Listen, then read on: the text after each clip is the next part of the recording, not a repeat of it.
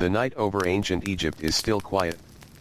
The stars hang above the dark land like tiny lamps, clear and steady in the dry desert sky. Far away, the wide waters of the Nile move in silence, flowing as they always have, slow and patient beneath the moon. The river does not hurry. It never seems to rush.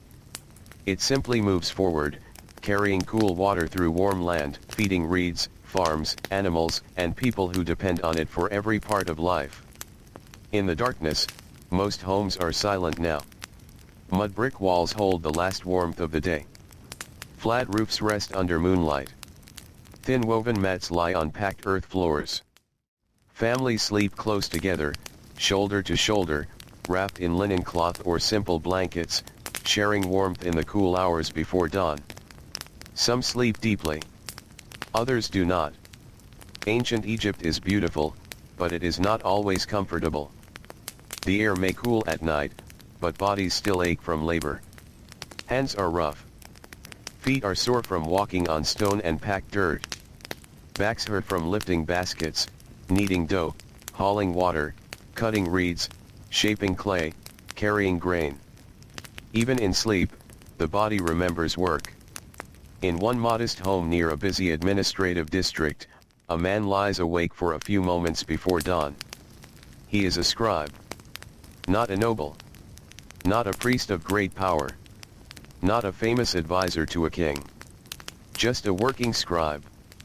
His life is respected, but it is not easy. He keeps records. He counts grain. He tracks labor. He writes reports. He records deliveries. He listens to officials. He copies orders. He writes names that matter and names that will never be remembered again. His work fills scroll after scroll. And tomorrow, like every day, more writing will come. He opens his eyes. The darkness inside the house is soft and gray now. Morning is not here yet, but night is beginning to loosen its grip. He lies still for a little while. Beside him, his wife sleeps with one arm folded beneath her head. A child nearby turns quietly in sleep. Someone breathes heavily in the corner. A clay jar rests near the wall. Baskets sit stacked near the entrance. Everything is simple. Useful. Nothing is wasted. Outside, somewhere far off, a dog barks once. Then silence returns. The scribe slowly sits up. The packed earth beneath his feet feels cool. He rubs his eyes. His shoulders are stiff. Writing may seem like gentle work to those who carry bricks or pull fishing nets, but long hours bent over papyrus leave their own kind of pain. Neck, shoulders, fingers, wrists all learn fatigue. He rolls one shoulder. Then the other. His joints quietly crack. Morning begins.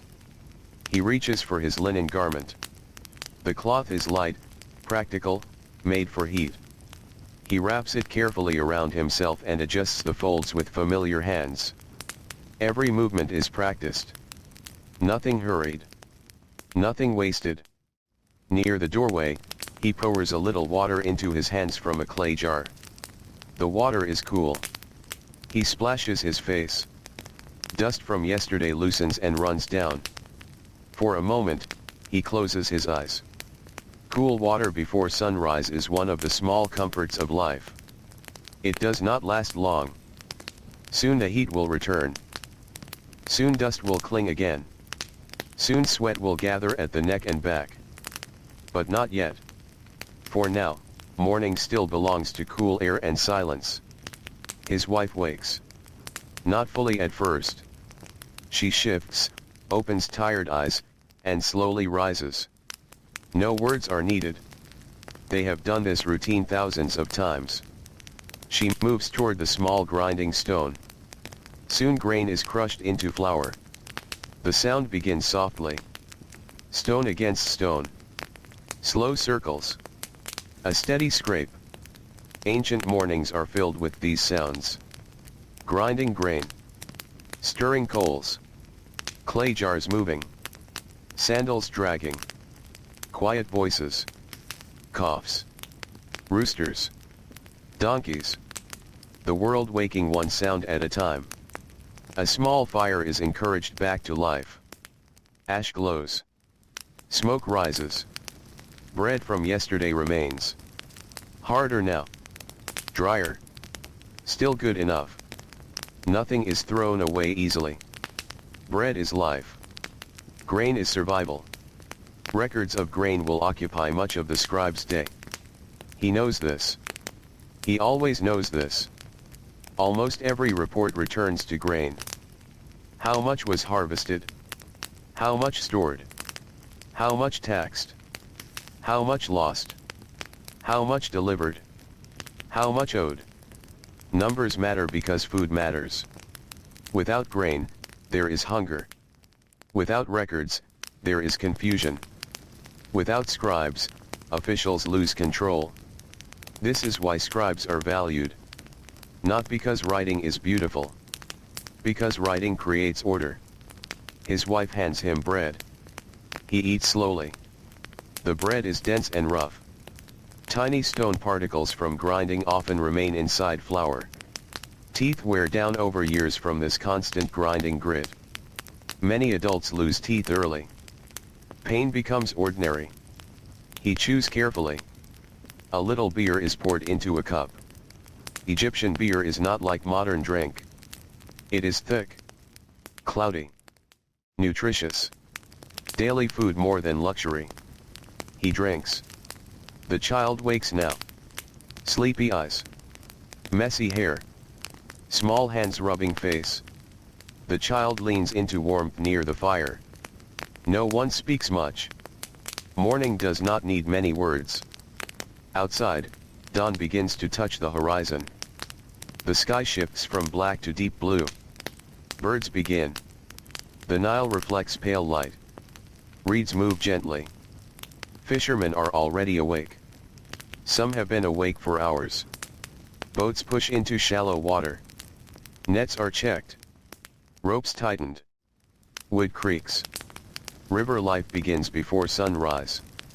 The scribe steps outside. The air carries many scents. Dust. Wet reeds. Smoke. Bread. Animal dung. River water. Human life. The road is already alive. A woman balances jars. A laborer carries tools. A donkey loaded with baskets moves reluctantly forward. Children run barefoot. An old man sits near a wall and watches the morning without moving much. The scribe begins walking. His sandals slap softly against packed dirt. The administrative district lies ahead. There are storehouses there. Offices. Record rooms. Workshops. Storage yards. Officials' homes. Places where information becomes power. He carries his writing tools carefully. Reed brushes. Ink cakes. Palette. Papyrus. Simple objects.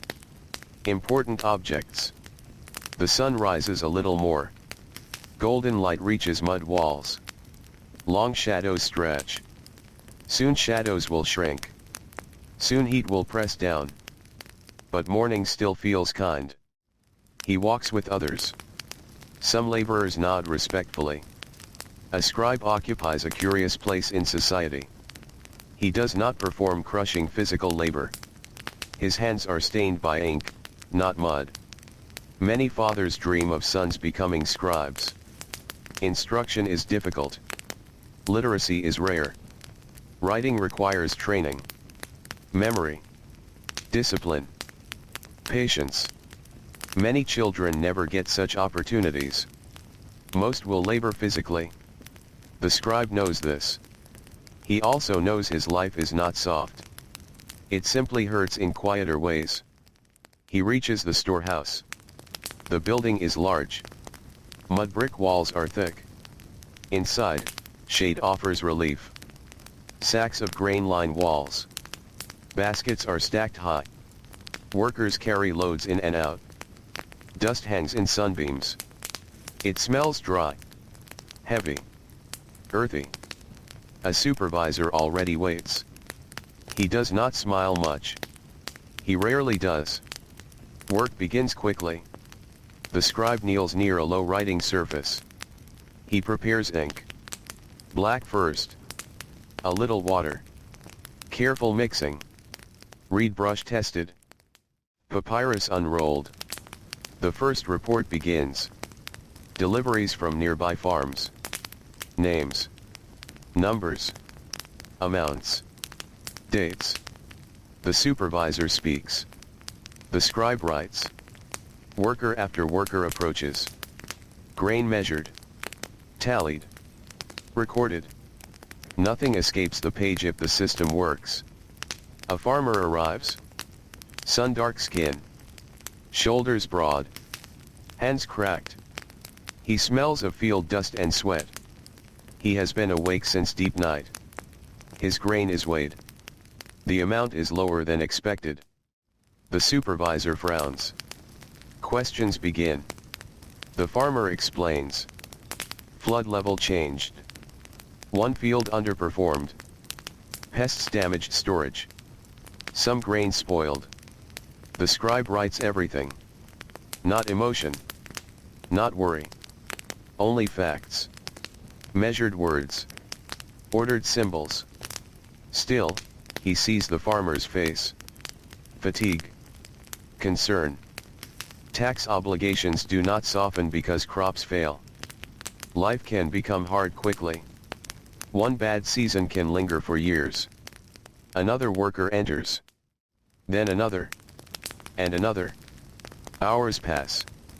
The sun rises higher. Heat thickens. Even inside shade, warmth grows. Sweat gathers under linen. Ink dries faster. Hands become sticky. Dust clings to skin. Outside, workers strain under sacks. Muscles flex. Breathing deepens. Voices rise. Commands echo. Donkeys bray. Wood scrapes stone. Everything feels heavier under heat. The scribe keeps writing. Names. Amounts. Notes. Corrections. Calculations. Again. Again. Again. His wrist begins aching. He pauses. Flexes fingers. Continues. A younger apprentice sits nearby. Still learning. Still awkward. He copies symbols carefully. Sometimes too slowly. Sometimes too fast. Mistakes happen. The older scribe notices immediately. A symbol slightly wrong. A number unclear. A spacing error. Small mistakes can cause major confusion later.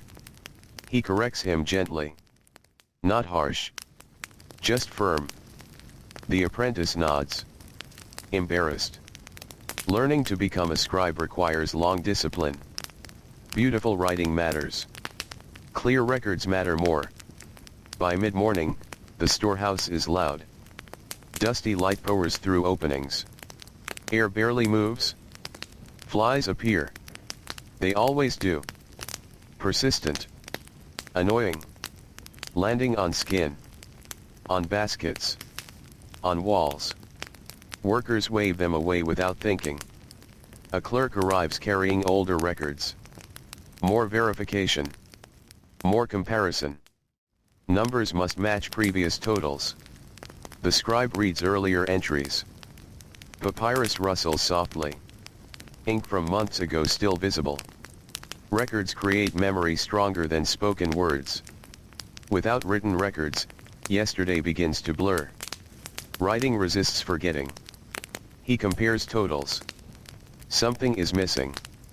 A shipment not recorded properly. Discussion begins. Voices low but tense. Where did it go? Was it delivered elsewhere? Miscounted. Stolen.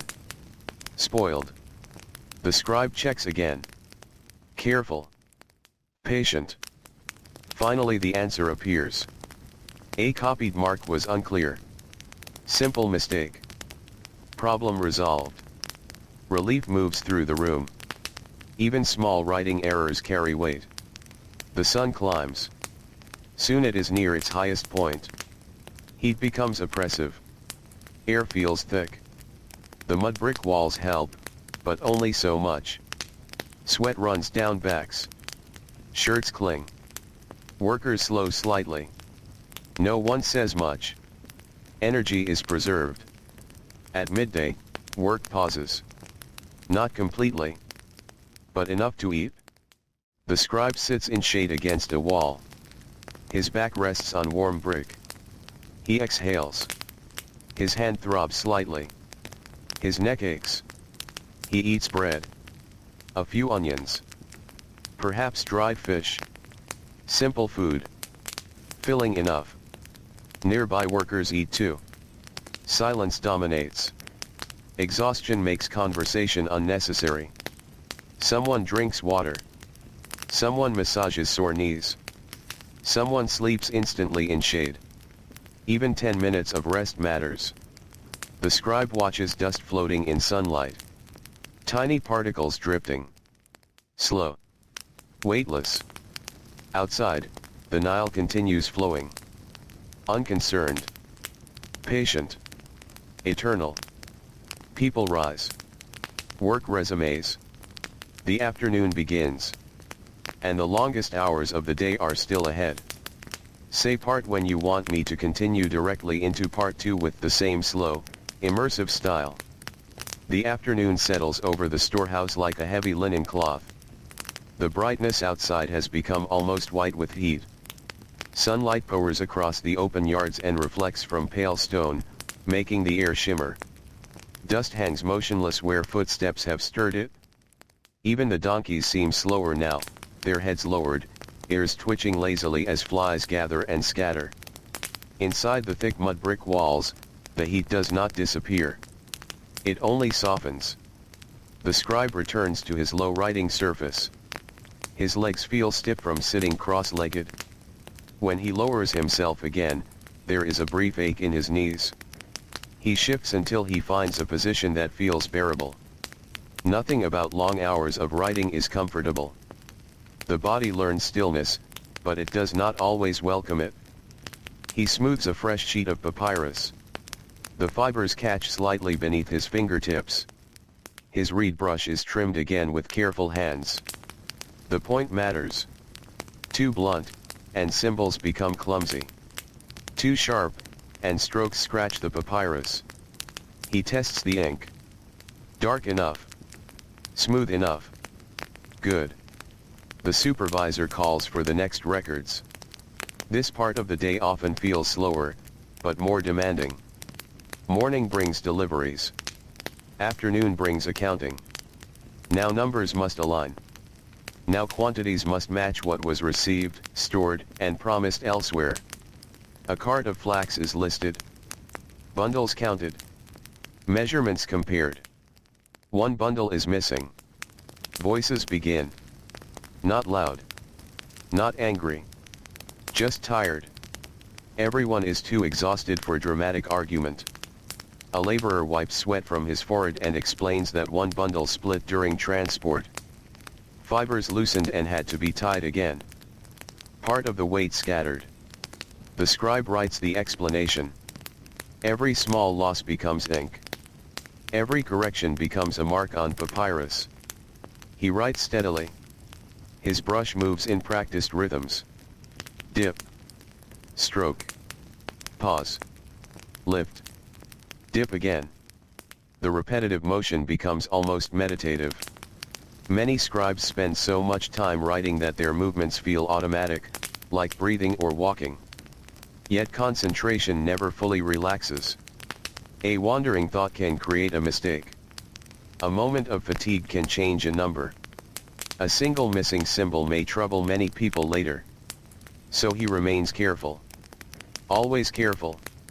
Near the entrance, sunlight forms a bright rectangle on the floor. As afternoon stretches, that rectangle slowly moves. Time can be measured many ways. By shadows. By heat. By hunger. By tired muscles.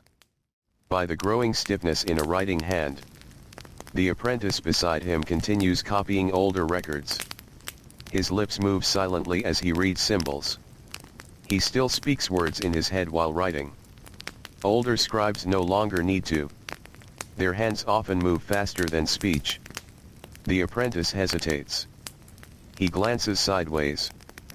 "Master," he says softly. The scribe looks up. The boy points to a symbol in an older record. A grain measure. The ink has faded. The brush marks are thin and dry with age. The older scribe leans closer. His eyes narrow. Age brings experience, but also slower sight. Papyrus must be brought nearer. He studies the symbol. Yes. He recognizes it. Not because the symbol is clear. Because repetition has carved it into memory. He explains. The apprentice nods. Writes carefully. Learning happens like this. Quietly. In fragments. One symbol at a time. Outside, the sound of hammering drifts from a nearby workshop. Woodworkers are shaping crates. The repeated knocking blends with distant voices and the occasional call of birds circling overhead. Ancient cities are never fully silent. Even rest contains movement. Even quiet contains labor. The scribe's stomach feels heavy from simple food, yet hunger slowly returns. Work burns energy even when the body seems still. The mind tires. The eyes tire. Attention consumes strength. A messenger arrives. His sandals are dusty. His breathing is fast. He carries a folded order sealed with clay. The supervisor receives it. Breaks the seal. Reads. His expression changes slightly. More deliveries are expected before sunset. Not ideal. Workers groan softly when they hear. No one protests. Protest rarely changes duty. The scribe prepares more papyrus. There will be more writing. Always more writing. The messenger drinks water from a jar. His throat works greedily. Travel under the afternoon sun is brutal. Roads offer little mercy. Dust enters sandals.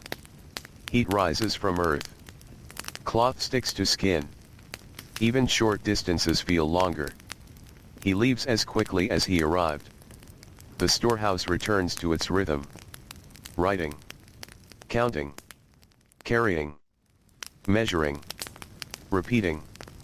The hours pass. Slowly. Very slowly. At last, the new deliveries arrive. A train of laborers enters carrying baskets suspended from shoulder poles. Their bodies glisten with sweat. Muscles tremble from fatigue. Dust coats their calves. Some have cloth wrapped around their heads for shade. Others simply endure. The scribe watches them briefly. He has seen this thousands of times. Still, the sight remains humbling. His own work is difficult. Their work is relentless. A man bends beneath weight. Another adjusts his grip with shaking hands. One worker's shoulder is rubbed raw where wood presses skin. Pain becomes ordinary in lives shaped by labor. Many injuries never fully heal. A twisted ankle becomes lifelong stiffness. A strained back becomes constant ache. A damaged hand becomes weakness forever. Medicine exists, yes. Herbs. Oils. Bandages. Knowledge passed through healers. But recovery often means returning to work before the body is ready. Rest is precious. Rare. Costly. The scribe writes incoming amounts. 1 basket. 2. 10. 30. Measured. Marked. Stored. Dust rises with each set down. The air grows thicker. He suppresses a cough. His throat feels dry. A worker stumbles. Not badly. Just enough to draw attention. The basket swings. Grain spills onto packed earth. A soft groan escapes several workers at once. Wasted grain hurts everyone. Hands move quickly. Grain is gathered. Every possible kernel recovered. Even spilled grain matters. The scribe records the estimated loss. Another note. Another line. More ink. His fingers cramp. He pauses to stretch them. The joints resist. He massages the base of his thumb. Pain fades slightly. Then returns. Aging comes quietly for scribes. Not through grand events. Through repetition. Thousands of written pages. Millions of tiny motions. Years of leaning forward. Years of squinting at fading ink. Years of calculating. The body bends around work. At last, the deliveries end. The final totals are checked. The supervisor exhales. The worst of the day is finished. Not done. But easing. The sun begins lowering. Its brutal force softens. Light turns warmer. Gold returns to the city.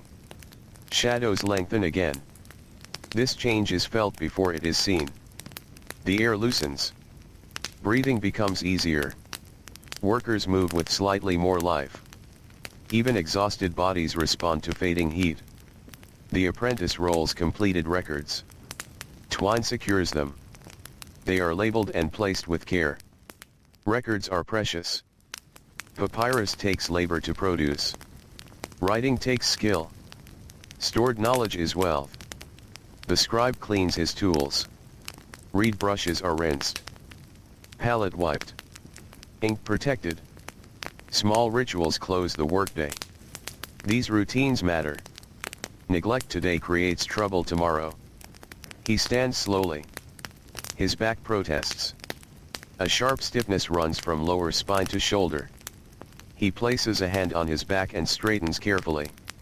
Around him, laborers also stretch aching bodies. One rolls his shoulders. Another rubs sore wrists. Another simply closes his eyes and breathes. Fatigue unites people more than status often does. Pain has little interest in hierarchy. The supervisor dismisses them. The day's work is complete. For now. The scribe steps outside. Evening greets him. The city feels transformed. Morning was cool and hopeful. Midday was punishing. Evening is forgiving. Warm wind drifts from the river. Reeds whisper. Birds return to nests. Smoke rises from homes where fires are being prepared for cooking. The smell reaches him. Bread baking. Lentils boiling. Fish roasting. Onions softening in clay pots. The scents of evening are deeply human. They promise rest. They promise home. The road fills with returning workers. Everyone moves toward shelter. Toward food. Toward family. Toward whatever peace the night may offer. The scribe walks more slowly now. No need to hurry. The sky deepens into orange. Clouds, if present, catch fire with fading light. Most evenings are clear. The desert keeps its open sky. Children play near walls. Their energy seems endless. They run barefoot over ground that adults cross with tired caution. A little boy scratches shapes in dirt with a stick.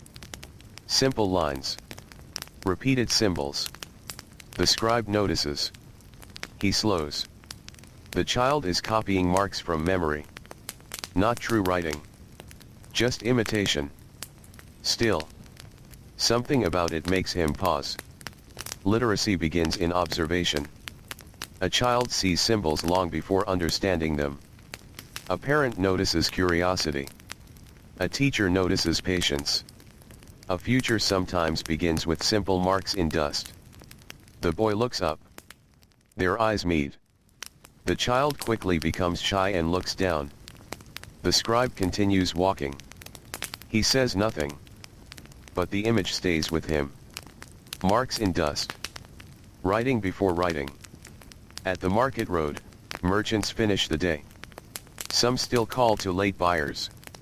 Baskets of dates. Garlic. Figs. Beans.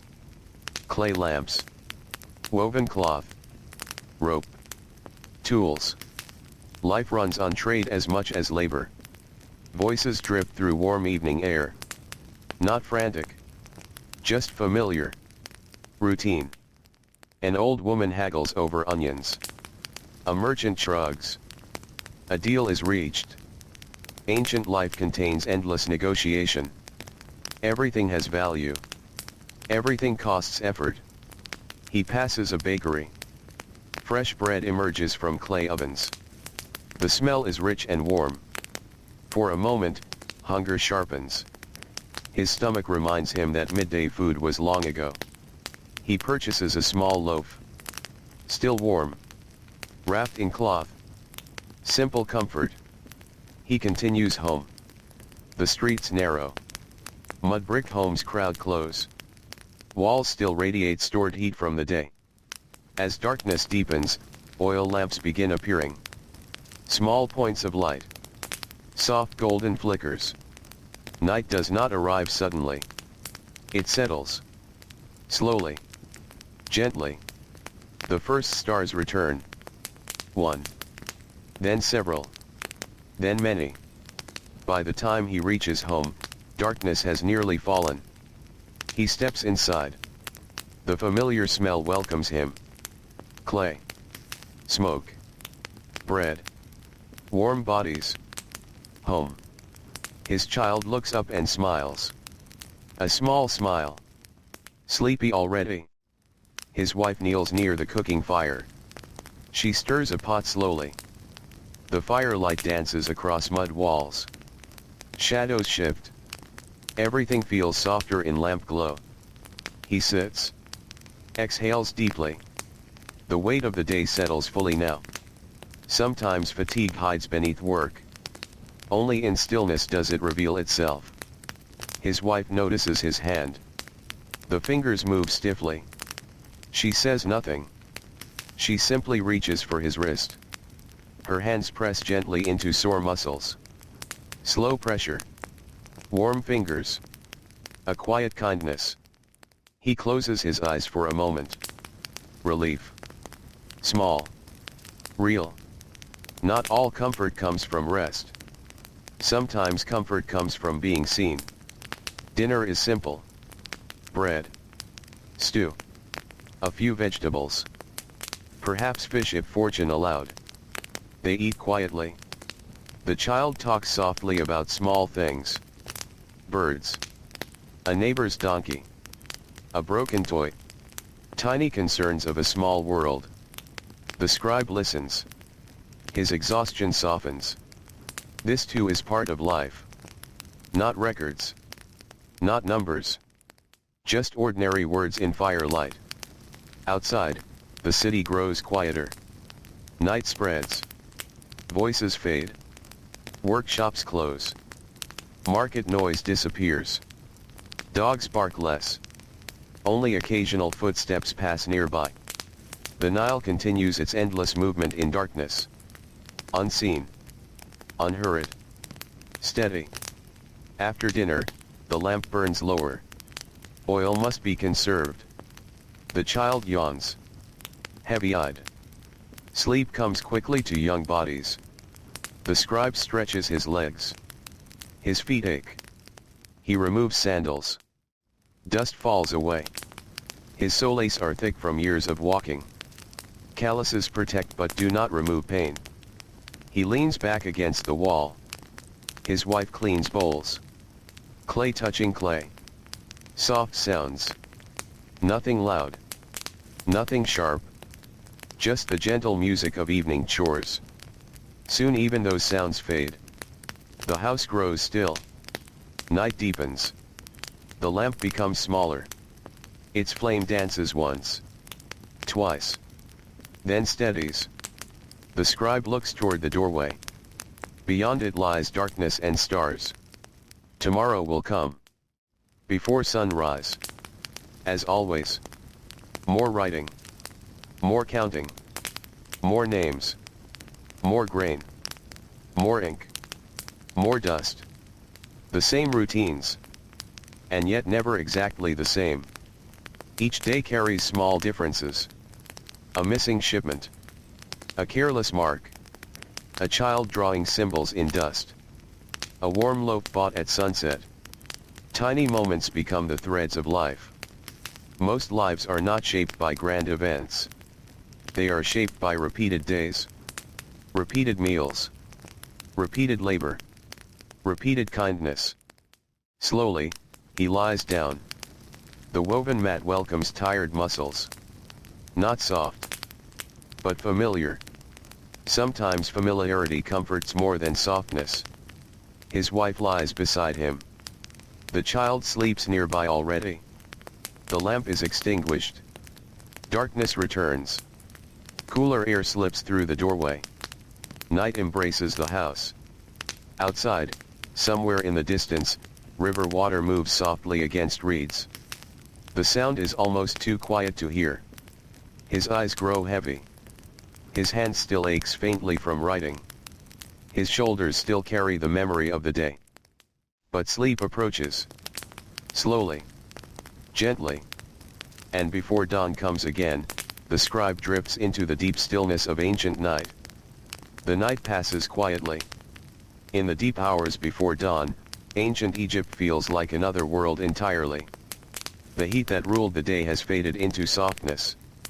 Cool air drifts over the land, moving gently across flat rooftops, through narrow streets, and over the sleeping banks of the Nile. Reeds bend in the darkness.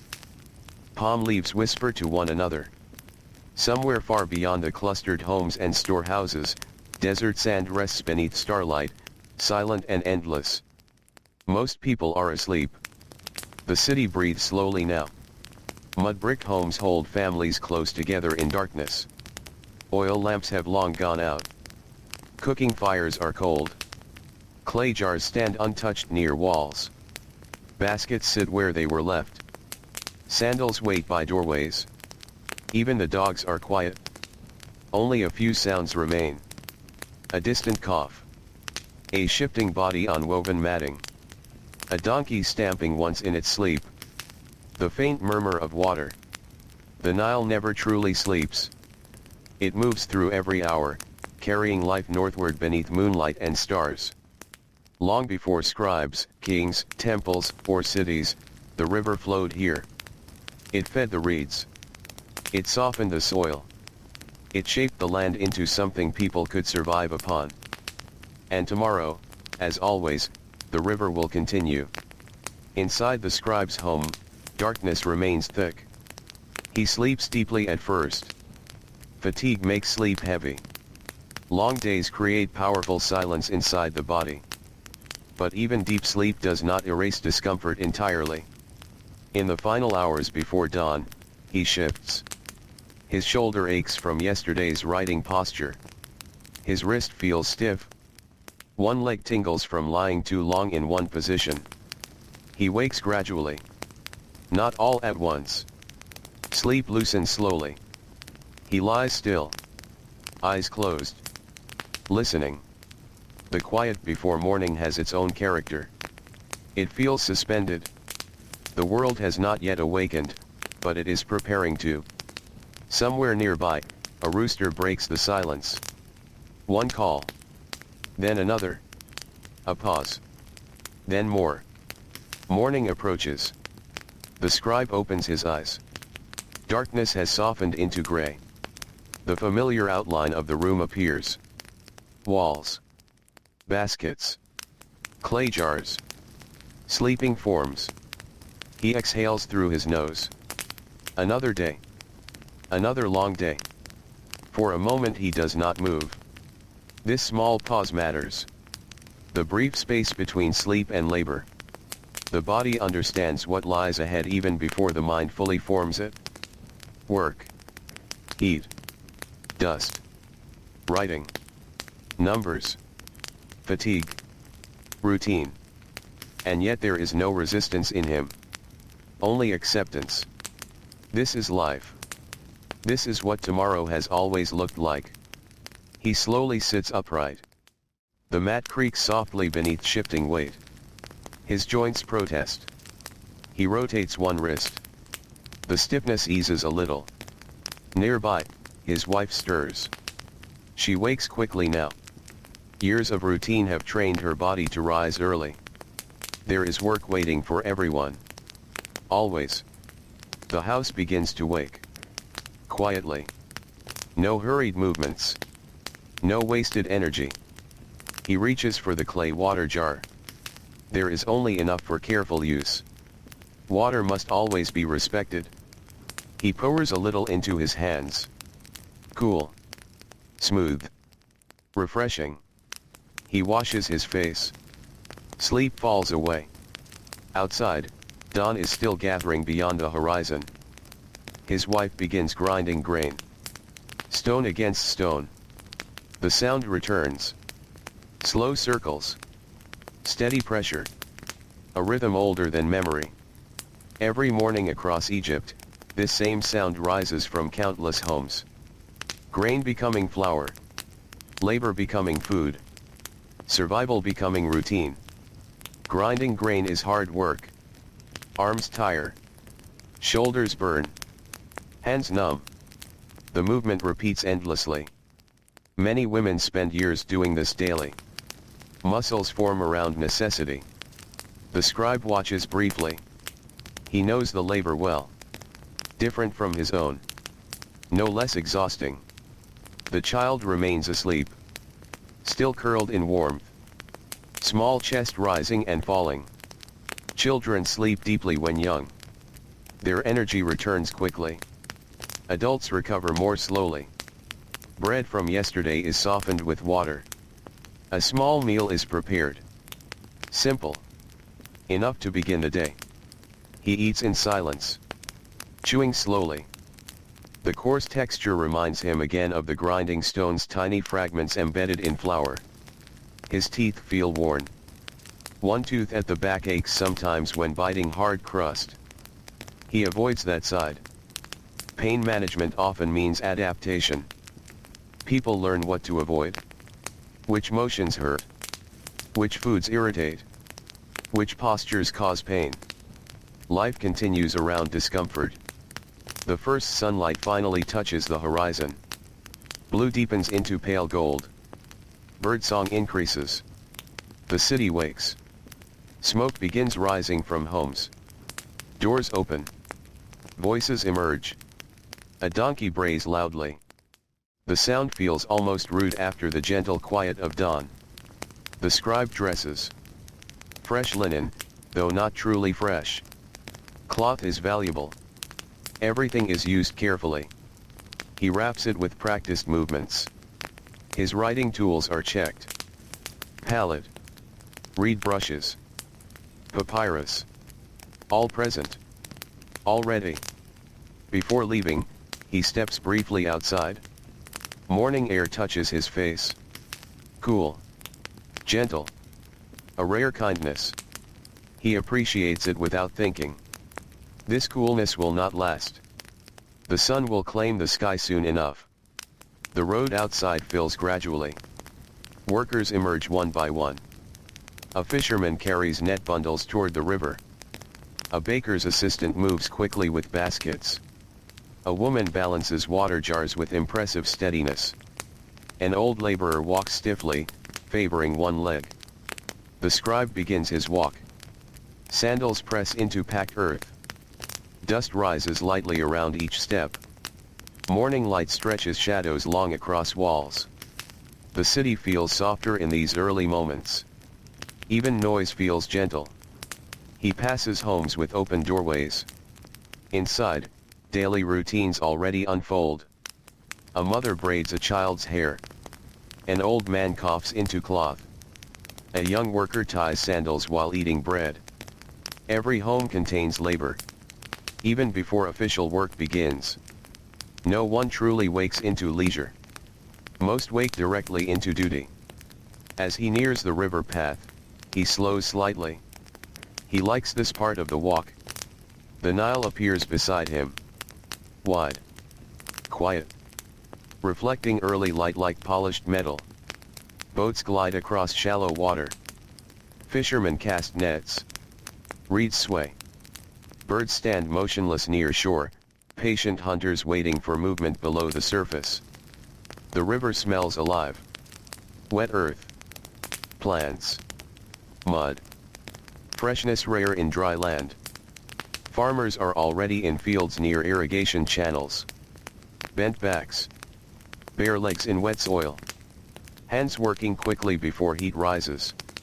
The agricultural rhythm depends on timing. Morning is precious. The cool hours allow the hardest work. As heat increases, labor becomes heavier. The scribe watches briefly. A farmer directs oxen through soft earth. The animals move slowly but steadily. Muscles shift under skin. Breath visible in cool air. The scene feels ancient even to him. Because it is. Field work changes little. Season after season. Generation after generation. He continues walking. The administrative district comes into view. Storehouses. Offices. Courtyards. Work already beginning. He reaches the entrance and notices something unusual. A cart waits outside. Large. Heavily loaded. Covered with woven cloth. More deliveries than expected. He exhales quietly. A long day. He already knows. The supervisor stands nearby with arms folded. That expression means urgency. Not anger. Just pressure. The scribe enters. Tools arranged. Papyrus prepared. Ink mixed. Morning begins quickly. No time wasted. Workers uncover the cart. Large ceramic jars. Sealed. Labeled. Oil deliveries. Not grain today. Oil must be measured differently. Handled carefully. Spills are costly. The supervisor calls out quantities. The scribe writes. Jar after jar. Seal condition noted. Volume recorded. Origin marked. Each entry precise. Oil glistens where sunlight touches jar rims. Golden. Smooth. A worker lifts one jar poorly. The vessel tilts. Several men react instantly. Hands steady it. A spill is avoided. Collective relief follows. The jar is set down. Heavy breathing. A few nervous laughs. Then silence again. Work continues. The scribe's brush moves steadily. He hears everything. The scrape of pottery. The shuffle of feet. The grunt of effort. The rustle of papyrus. Over years, these sounds become the music of work. Not pleasant. Not unpleasant. Simply familiar. By mid-morning, the pace intensifies. More deliveries. More records. A clerk arrives with tax notices. Another with supply requests. A temple representative requests allocation records. Everyone needs numbers. Everyone needs proof.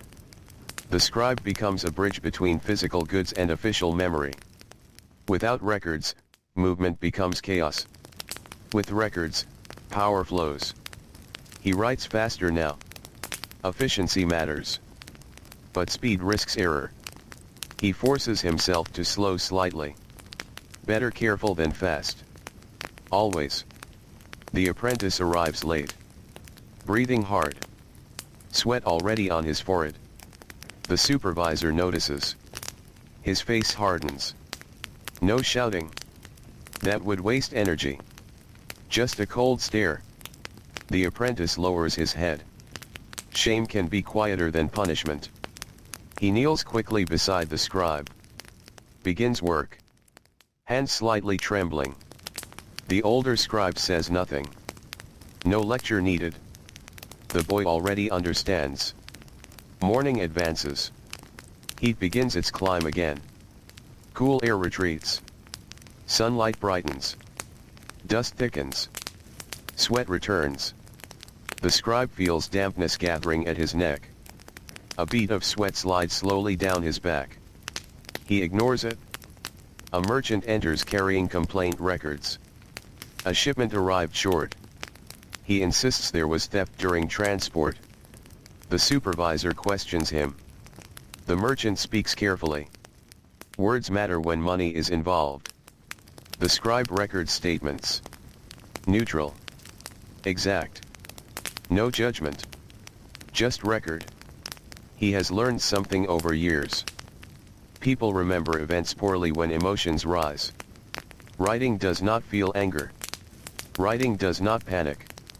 Ink remains calm. Papyrus remains patient. Perhaps that is why writing feels comforting to him. The world may become messy. Records create order. Not perfect order. But enough. Enough to continue. Near midday, his eyes begin tiring. Symbols blur slightly if he stares too long. He blinks. Looks away briefly. Focus returns. Vision strain is common. Scribes often lean closer as years pass. Some eventually struggle to work at all. He wonders, sometimes, how many years remain before age slows his hand too much. Not today. But someday. Everyone feels time differently. Laborers feel it in knees. Farmers feel it in backs. Scribes feel it in eyes and hands. A bell-like sound echoes from a nearby workshop. Metal striking metal. Steady.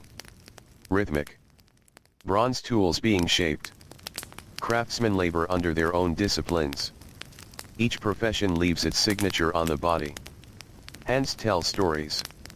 Scarred hands. Coal-used hands. Ink-stained hands. Burned hands. Wrinkled hands. A life can often be read without words. The scribe glances at his own fingers. Ink settled in tiny creases. Dark marks around nails.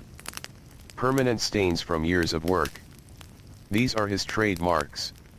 His proof of labor. The sun nears its highest point. Heat presses down once more. The air grows still. Breathing feels heavier. Midday approaches. And with it comes the brief precious pause when even the busiest workers seek shade, water, and a little relief from the endless turning of another ancient day. Midday arrives slowly, but when it settles over the city, everyone feels it at once. The sun now stands high above the land, nearly motionless in the pale white sky. Shadows shrink until they gather close beneath baskets, jars, carts, and tired feet. Stone floors grow warm enough to radiate heat upward. Mud brick walls hold back some of the harshness, but even they begin to warm under the long pressure of daylight. The air feels heavy. Still. Almost unmoving. Even birds become quieter during these hours. Inside the storehouse, labor slows not from laziness, but from necessity. Bodies cannot maintain morning speed forever. Muscles burn more quickly in heat. Breath becomes shallower. Every task costs more energy than it did just a few hours earlier. The supervisor finally signals for the midday pause. No one cheers. No one celebrates. Exhaustion has made everyone too quiet for that. Instead, workers simply stop. Shoulders lower. Hands unclench. Breathing deepens. The relief is visible in small ways. A laborer carefully sets down a carrying pole and rolls both shoulders with a wince. Another lowers himself to the floor with the slow caution of aching knees. One worker leans his back against a wall and closes his eyes almost instantly. The scribe sets down his reed brush. His fingers resist opening at first. He flexes them. One by one. The stiffness is stronger today. His wrist feels swollen inside, though little shows on the outside. Tiny repeated movements create invisible strain. Years of writing do not wound dramatically. They wear quietly. He rubs the base of his thumb. Slow circles. Pressure. Relief comes, but only partly. Nearby, the apprentice exhales as if he has been holding tension all morning. Perhaps he has. He wipes his forehead with the back of his hand. Dust mixes with sweat, leaving pale streaks across his skin. The scribe notices the boy's posture. Shoulders tight. Jaw clenched. Trying too hard. That is common among apprentices. They think skill comes from force, from effort alone. But writing well often requires calm, steady breath, soft hands. Too much tension makes strokes rigid. The older scribe finally speaks. Only a few words. Relax your hand. The apprentice looks surprised, then nods. He studies his own fingers. He had not noticed how tightly he held the brush. Many strains begin this way. Without awareness, the scribe reaches for his meal. Bread wrapped in cloth. A small onion. A handful of dried beans. Simple food. Enough to continue. He tears the bread slowly. The crust is firm. The inside dense. He chews carefully, avoiding the aching tooth at the back of his mouth. Even chewing becomes an act of management. He drinks water. Not too much. Supplies must last. Water in this heat feels almost sacred. Cool clay jars preserve precious freshness. When water touches his tongue, his whole body seems to notice. Relief travels inward. Quiet. Deep. Outside the entrance, the courtyard glows under blinding sunlight. No sane worker willingly stands in direct sun now unless duty demands it. Shade becomes treasure. A laborer sleeps with his head resting on folded arms. His breathing is immediate and heavy. The body takes rest wherever it can. 10 minutes. 20.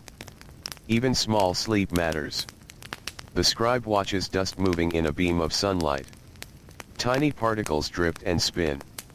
Almost beautiful. Almost weightless. He wonders briefly how much dust passes through a lifetime. Dust on feet. Dust in lungs. Dust on shelves. Dust on papyrus. Dust returning to earth. Ancient life is filled with dust. It enters everything. Hair. Food. Cloth. Homes. Tools. No one escapes it. The midday stillness continues. For a rare moment, voices are minimal.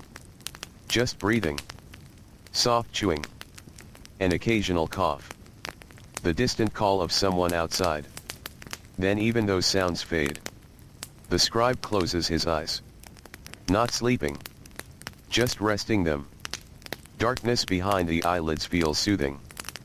His eyes have stared at symbols all morning. Black ink.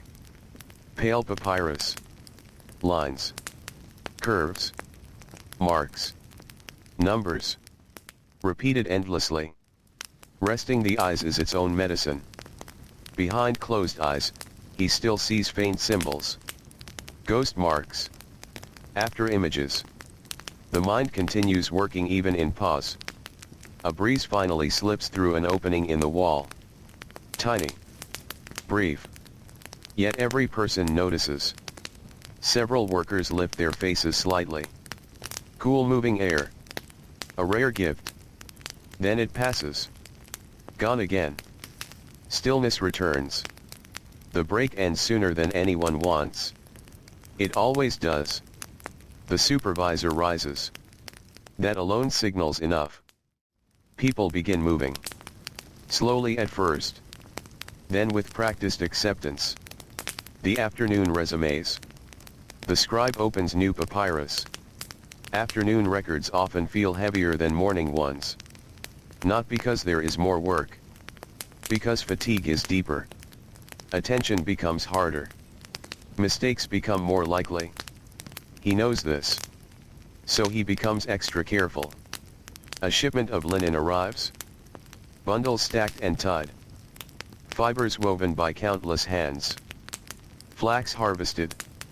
Stalks processed. Threads spun. Cloth woven. Every finished bundle contains unseen labor from many lives. The scribe records quantities. Each bundle marked. Each origin noted. Nearby, workers inspect for damage. Mold. Moisture. Loose weaving. Storage demands care. One damaged bundle is set aside. Its edges are frayed. The supervisor frowns. Loss again. Another note. Another record. The scribe writes. Ink glides. His handwriting remains neat despite fatigue. This discipline took years. As a young student, his lines were uneven. Spacing poor. Brush pressure inconsistent. He remembers those days. Long lessons. Strict correction. Repeated copying. His teacher had little patience for carelessness. Again. Again. Again. Copy until correct. Mistakes were not failures. Carelessness was. The difference mattered. A child who tries and fails can improve. A child who stops caring becomes dangerous to records. The scribe now understands the harshness of training. At the time, it felt merciless. Now it feels necessary. A record keeper must respect precision. The apprentice beside him pauses again. His brow tightens. The scribe glances over. A copied number is wrong. Small error. Important consequence. The older scribe points silently. The boy's eyes widen. He scratches out the mistake carefully. Embarrassment colors his face.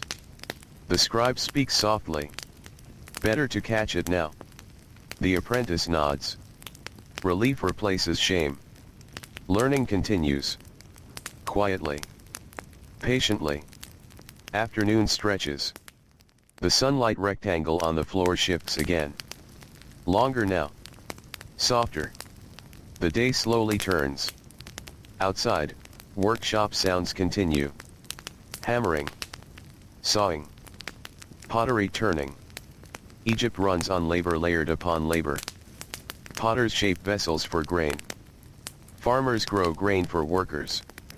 Workers build storage for grain. Scribes count grain. Bakers turn grain into bread. Bread feeds everyone. The chain is endless. Every life touches another. The scribe sometimes thinks about this. How writing seems distant from labor, yet depends completely upon it. Without workers, there is nothing to record. Without records, large systems falter. Each role supports another. Even if status differs. Even if comfort differs. Dependency remains. Late afternoon approaches. Heat loosens slightly. The harsh pressure begins to ease. Air moves again. Not cool. But less punishing. The workers feel it first in their breathing. Shoulders lift more easily. Movements regain rhythm. A young porter enters carrying a clay jar of fresh water. Relief spreads instantly. The jar sweats faintly with coolness. Cups are filled. Passed hand to hand. No one drinks recklessly. Water commands respect. The scribe drinks slowly. The coolness travels through him. His headache softens. He had not fully noticed it until now. Fatigue hides pain. Relief reveals what was hurting. He wipes his mouth. Returns to work. A temple clerk arrives. Thin. Serious. Precise. He carries older papyrus records requiring review. Temple administration is meticulous. Offerings. Storage. Allocations. Ceremonial supplies. Everything counted. Everything tracked. The clerk kneels beside the scribe. They compare records together. Quiet discussion. Dates. Quantities. Corrections. Both men speak in measured tones. No wasted words. The apprentice listens closely. This too is education. Not just symbols. Professional behavior. Calm under pressure. Respect for detail. The temple clerk leaves after some time. Records aligned. Problem resolved. Another small disorder returned to order. The day continues. The sun lowers further. Light warms. Gold replaces white. Shadows lengthen. Even before work ends, evening begins to announce itself. Outside, bird calls increase. Market voices drip from farther roads. Homeward movement begins elsewhere in the city. The storehouse remains busy, but the rhythm changes. Final counts. Final checks. Final signatures. The closing tasks. Often the most dangerous time for mistakes. Everyone is tired. Everyone wants to leave. This is when discipline matters most. The scribe slows deliberately. One last column. One last total. He adds figures again.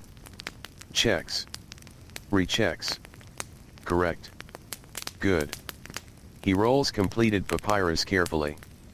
Hands steady despite exhaustion. Twine secures the scroll. Stored. Protected. Preserved.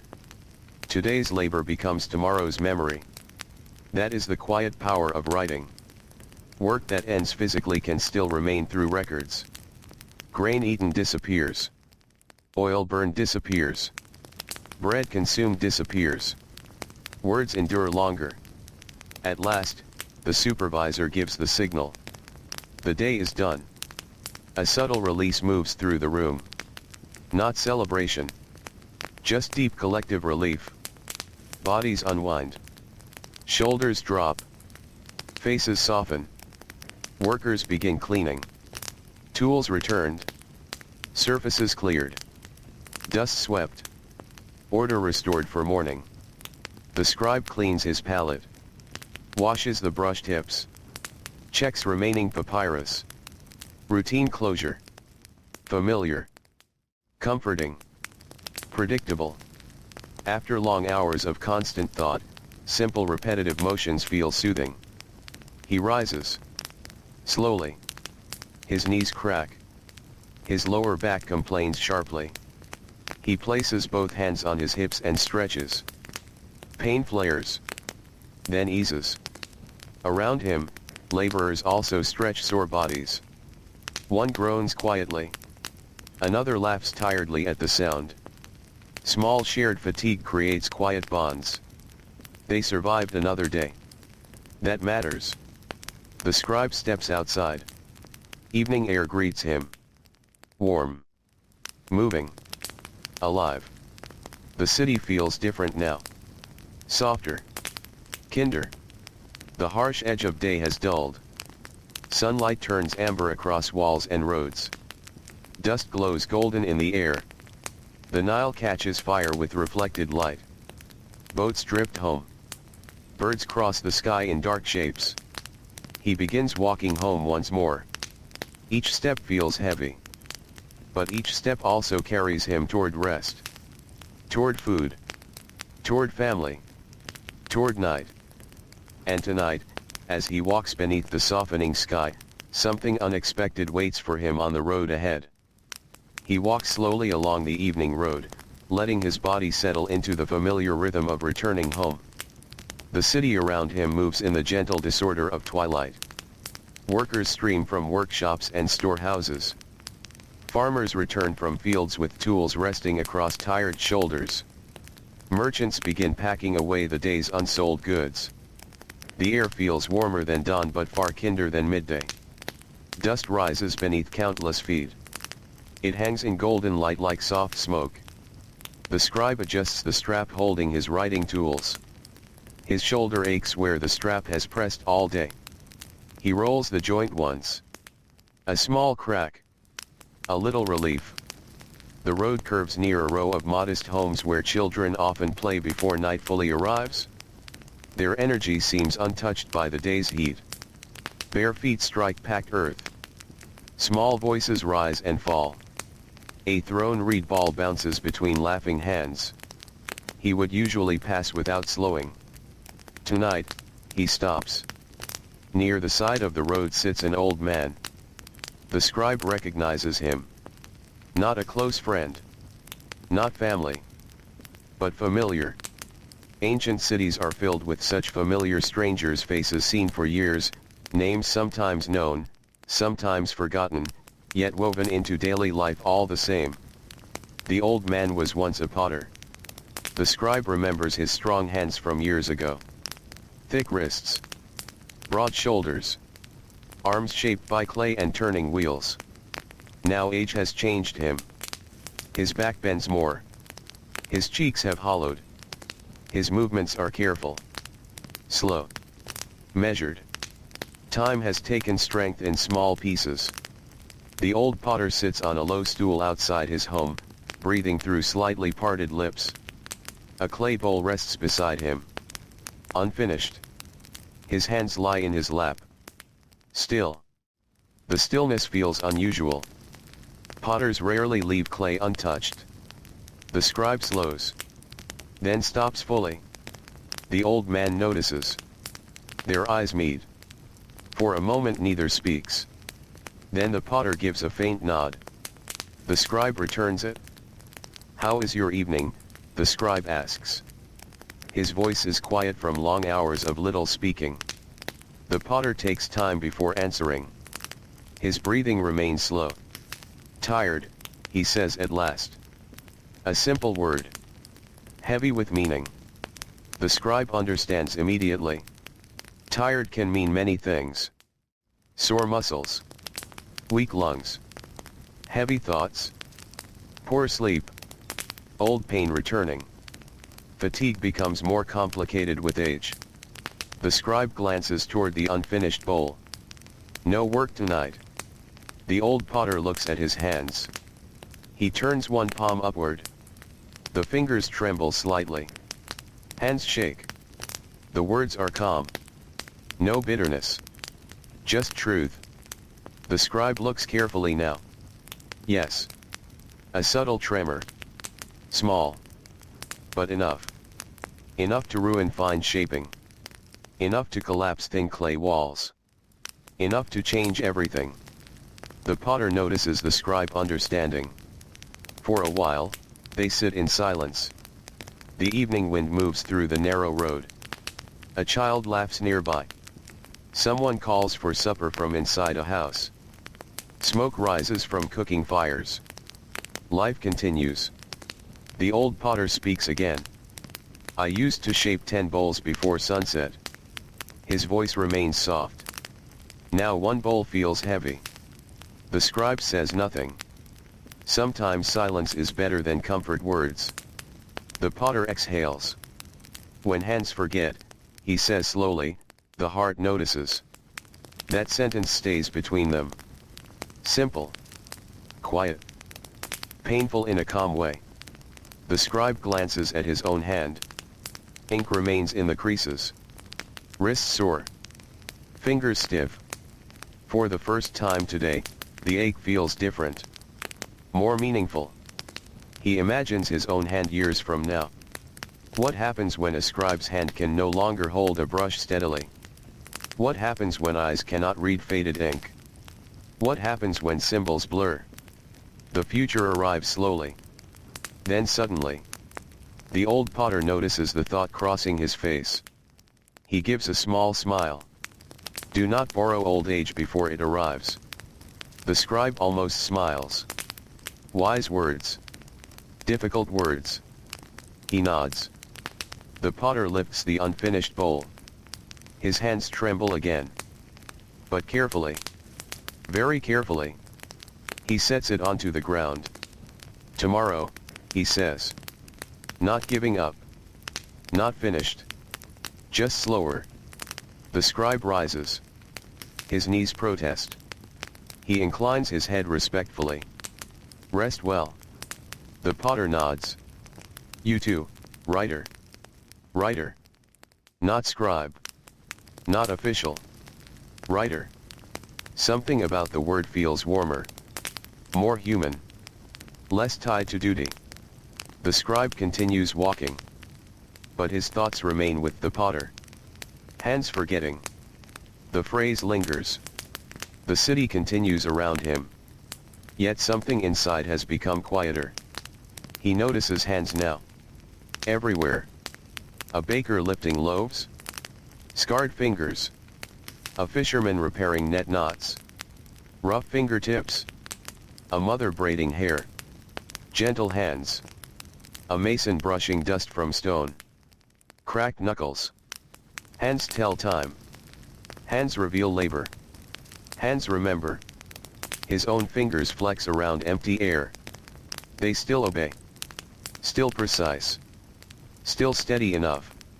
For now. The market road grows busier. Evening trade reaches its final moments. Merchants call out remaining goods. Dates. Figs. Beans. Garlic. Lentils. Clay lamps. Simple cloth. Tools. Nothing extravagant. Mostly necessities. Daily survival rarely leaves room for luxury. The scribe pauses near a bread cellar. Fresh loaves cool on woven trays. Steam rises faintly. The smell reaches him. Warm grain. Fire. Comfort. He purchases a loaf. The baker wraps it in cloth. Their exchange is wordless beyond the necessary. Both are tired. No extra speech needed. He continues home. The sky above shifts deeper into orange and red. The sun lowers toward the western desert. Its light softens every hard edge. Mud brick walls glow. Palm leaves shimmer. The Nile becomes molten gold. Even the dust looks beautiful now. Evening can make tired places feel gentle. As he nears home, familiar sounds greet him. Children finishing games. Mothers calling names. Cooking pots stirring. Clay lids clinking. A goat bleats once. Someone laughs nearby. Simple life. Ordinary life. He steps inside his home. The transition feels immediate. Outside noise softens behind mud brick walls. Inside is warmth. Smoke. Familiar scents. Home. His child looks up first. Bright eyes. A smile. Then quick footsteps. Small arms wrap around his waist. The force nearly surprises him. He lets out a quiet breath. His hand moves to the child's head. Warm hair beneath tired fingers. The day's hardness softens. He had not realized how much he needed this. His wife looks up from the fire. She notices something. Not physical. Something quieter. You're thinking, she says. Not a question. Observation. She knows him well. Years together create this kind of seeing. He sets down the bread. Sits slowly. His knees ache again. He stretches one leg. Then the other. The child returns to a simple toy carved from wood. The fire crackles softly. His wife stirs the pot. What happened? He watches the flames for a moment. Then answers. I spoke with the potter. She understands immediately which potter. Everyone knows the old craftsman. How is he? The scribe looks at his hand. He says his hands shake. Silence. The fire pops softly. His wife continues stirring. Then stops. She sits opposite him. Her own hands rest in her lap. Not soft hands. Not delicate. Hands shaped by grinding grain, kneading dough, carrying water, washing cloth, tending fires. Strong hands. Working hands. She studies them. Then says quietly, all hands slow. No sadness. Just truth. The scribe nods. He knows she is right. She continues. But slowing is not ending. The words settle gently. He looks at her. She returns to the cooking pot. As if she has said nothing remarkable. But she has. Ancient wisdom often arrives like that. Quietly. During ordinary chores. Not in temples. Not in official halls. At home. Near firelight. Between simple people. Dinner is served. Warm stew. Bread torn into pieces. A few vegetables. Enough. They eat slowly.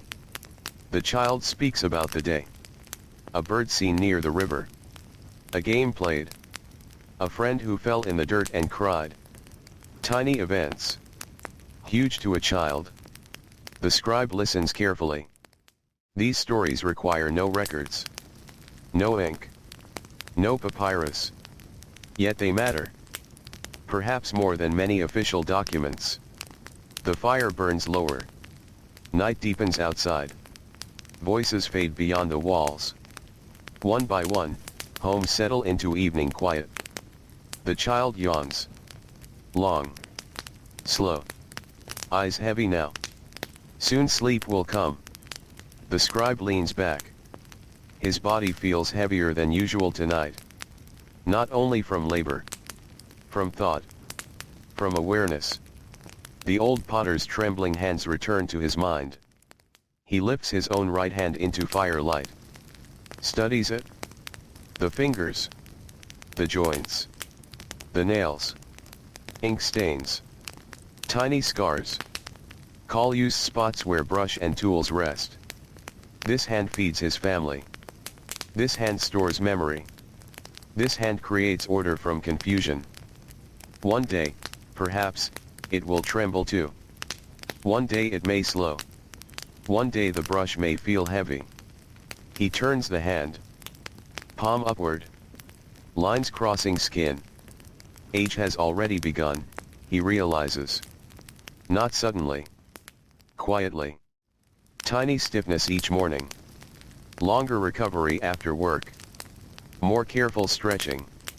More awareness of pain. Aging is rarely announced. It accumulates. Grain by grain. Day by day. Like sand gathering. His wife notices his hand still raised. Without words, she reaches across the space between them. Her fingers wrap around his. Warm. Steady. Human. Present. She lowers his hand gently. Not dismissing his thoughts. Just grounding them. Here. Now. Tonight. This moment. Her thumb presses once into his palm. Small gesture. Deep comfort. He exhales. The tightness in his chest loosens. Outside, the Nile flows unseen in darkness. Inside, firelight dances on mud brick walls. The child sleeps now. Curled peacefully. The house grows quiet. The night becomes deep and soft. Soon the lamp will dim. Soon bodies will lie down. Soon dreams will come. But before sleep fully claims the house, the scribe sits in silence, listening to the quiet sounds of his family breathing, and feeling something gentle settle inside him. Not certainty. Not answers. Just acceptance. The hand may one day slow. The body may one day tire beyond recovery. But tonight, his hand still writes. Tonight, his family still gathers near warm firelight. Tonight, bread still fills the home with comfort. Tonight is enough. And in ancient Egypt, sometimes that simple truth is the greatest peace a person can hold. The fire burns lower. Its light grows softer, smaller, quieter against the mud brick walls. Shadows that once danced now barely move. The warmth from the coals lingers in the room, gentle and steady, wrapping the little home in a calm evening stillness. Outside, night has fully settled over ancient Egypt. The last market voices are gone now. Workshops are silent. Courtyards have emptied. Cooking fires across the neighborhood fade one by one, until only a few orange glows remain in the darkness like resting embers beneath ash. The scribe sits for a little longer. His wife finishes the last small chores of the night. Clay bowls are stacked carefully. Water jars are covered. Leftover bread is wrapped in cloth to keep away dust and insects. Nothing is wasted. Every object has purpose. Every object has a place. Ancient homes rarely contain excess. There is little room for useless things. Life favors practicality. The scribe watches his wife move through familiar routines. There is comfort in repetition. The same gestures repeated night after night. Hands lifting, folding, stacking, covering. Small rituals that quietly close the day. He notices how practiced her movements are. Even in dim light, her hands never hesitate. She knows where everything rests. Where every jar sits. Where each basket belongs. This too is a kind of memory. Not written. Not recorded. But deeply stored. A home carries its own knowledge. At last, she sits beside him. For a while, neither speaks. Words are unnecessary. Silence between familiar people does not feel empty. It feels full. Warm. Resting. The child sleeps nearby, breathing slowly. One small hand rests near the face. The other curls loosely against the woven mat. The child's breathing is deep now. Heavy with sleep. Children surrender fully to sleep in a way adults rarely do. Adults carry tomorrow into the night. Children often do not. The scribe leans his head back against the wall. The rough mud surface presses gently against his shoulders. His body feels heavy. Every part of him registers the day. His feet throb faintly. His lower back aches. His wrist still pulses with dull soreness. Even his eyes feel tired. Not painful. Just used. Well used. He closes them. Darkness settles behind his eyelids. But sleep does not come yet. Instead, thoughts drift slowly. Unhurried. The old potter returns to mind again. Trembling hands. Unfinished bowl.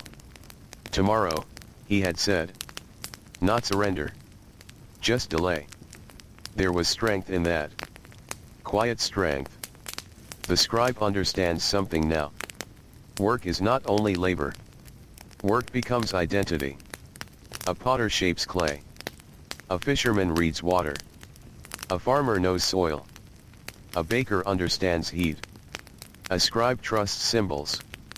Years of repeated practice shape more than skill. They shape the self. So when the body changes, something deeper trembles too. Who are you when the hands slow? Who are you when the familiar task becomes difficult? These thoughts drip through him. Slow as river water. He opens his eyes again. The lamp flame is small now. Almost gone. Its light touches his writing tools resting near the wall. Palette. Reed brushes. Papyrus. Tomorrow they will return to his hand. Tomorrow the symbols will come again. Names. Numbers. Orders. Corrections. Records. The endless quiet architecture of administration. He reaches toward the brushes. Not to use them. Only to hold one. The reed feels familiar between his fingers. Light. Balanced. Worn smooth where years of handling have polished it. He rolls it gently. A strange thought comes to him. How many marks has this hand made? How many names written? How many grain counts recorded? How many mistakes corrected? Too many to count. Thousands. Perhaps tens of thousands. Maybe more. He smiles faintly. A scribe records numbers all day. Yet some numbers become impossible even for him. The brush returns to its place. His wife notices. You will wear it out before morning. Her voice is soft. A trace of tired warmth in it. He exhales something close to a quiet laugh. Not loud. Just breath touched by amusement. It feels good. Simple humor at the end of a long day. Human warmth. She rests her head lightly against the wall beside him. The silence returns. Outside, the night deepens further. The stars above Egypt shine brilliantly now. Without smoke of great cities, without artificial light, the heavens feel immense. Ancient people know the sky intimately. They navigate by stars. Measure seasons by stars. Tell stories through stars. Night after night, the sky becomes familiar company. Above the sleeping city, constellations drift slowly. Silent. Steady. Patient. The Nile reflects scattered starlight. Soft ripples break the reflections into moving fragments. Somewhere on the river, a boat rope creaks against wood. A faint splash follows. Then quiet again. The scribe lies down at last. Slowly. Carefully. His muscles welcome horizontal rest. The woven mat feels firm beneath him. Not luxurious. Not soft. Still, relief arrives instantly. Pressure shifts. Spine relaxes. Feet stop carrying weight. Rest begins before sleep. His wife lies beside him. The house darkens completely as the lamp is extinguished. Darkness fills the room. At first, nothing can be seen. Only sound remains. Breathing. Wind at the doorway. A faint rustle of cloth. Night sounds replace day sounds. This is another world. The world of darkness.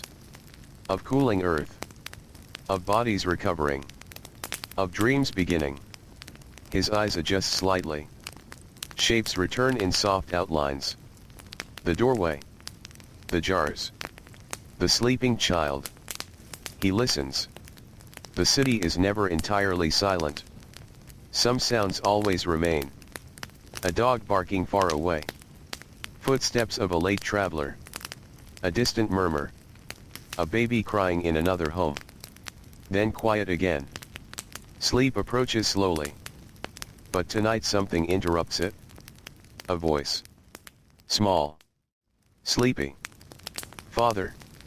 The child is awake. Only partly. Still tangled in sleep. The scribe turns slightly. Yes. Silence. Then, will I write like you? The question hangs in darkness. Simple. Unexpected. The scribe blinks. His wife remains still beside him, listening. The child continues. I practiced symbols today. So that was it? The marks in dust. The little stick. The careful lines. The scribe remembers. Warm understanding spreads through him. The child had been trying to enter his world. He speaks gently. If you wish. The child shifts closer. Is writing hard? The scribe thinks. A long pause. Ancient questions deserve honest answers. Yes, he says at last. The child is quiet. Then asks, very hard. Again he considers.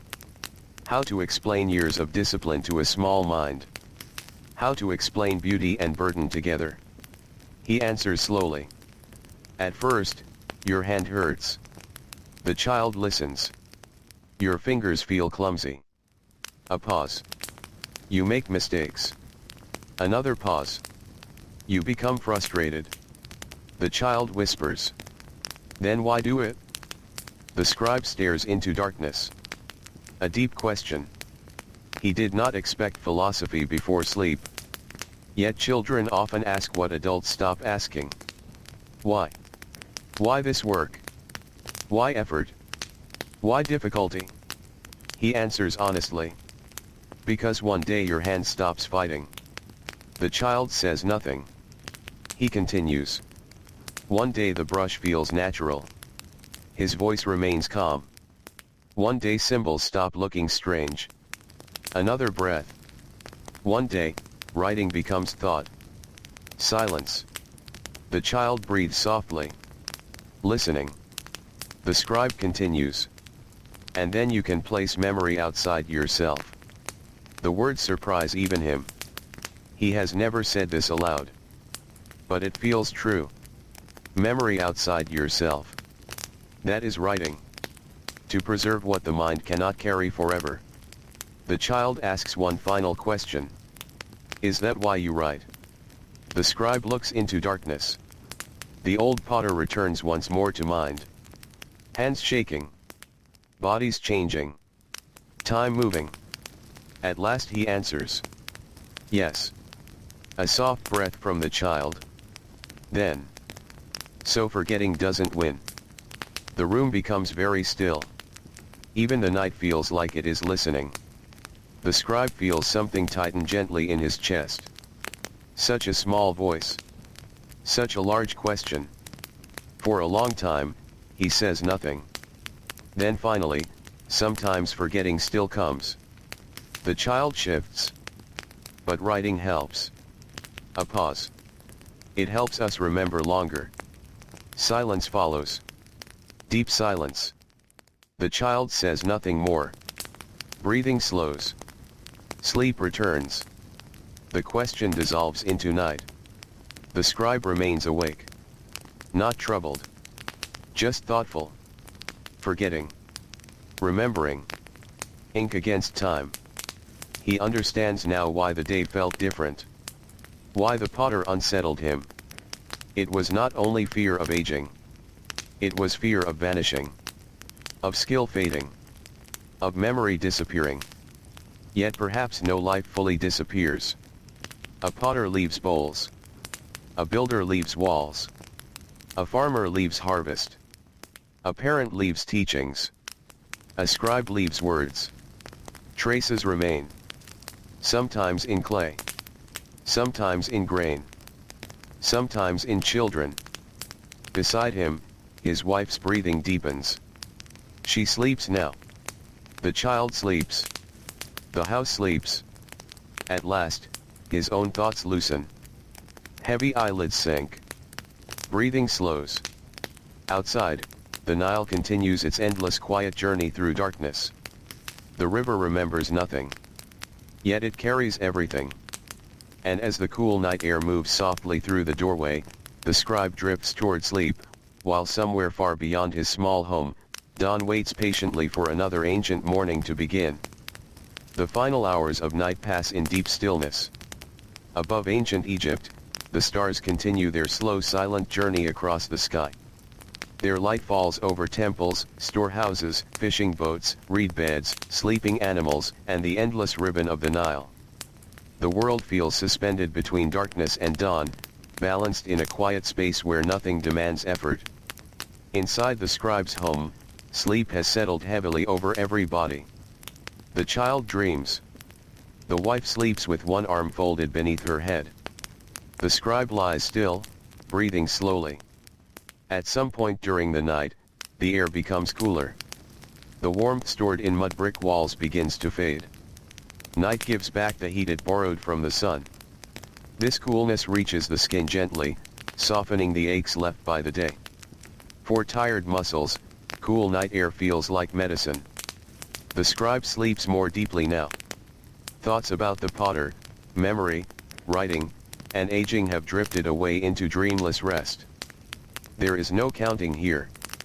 No grain totals. No ink. No papyrus.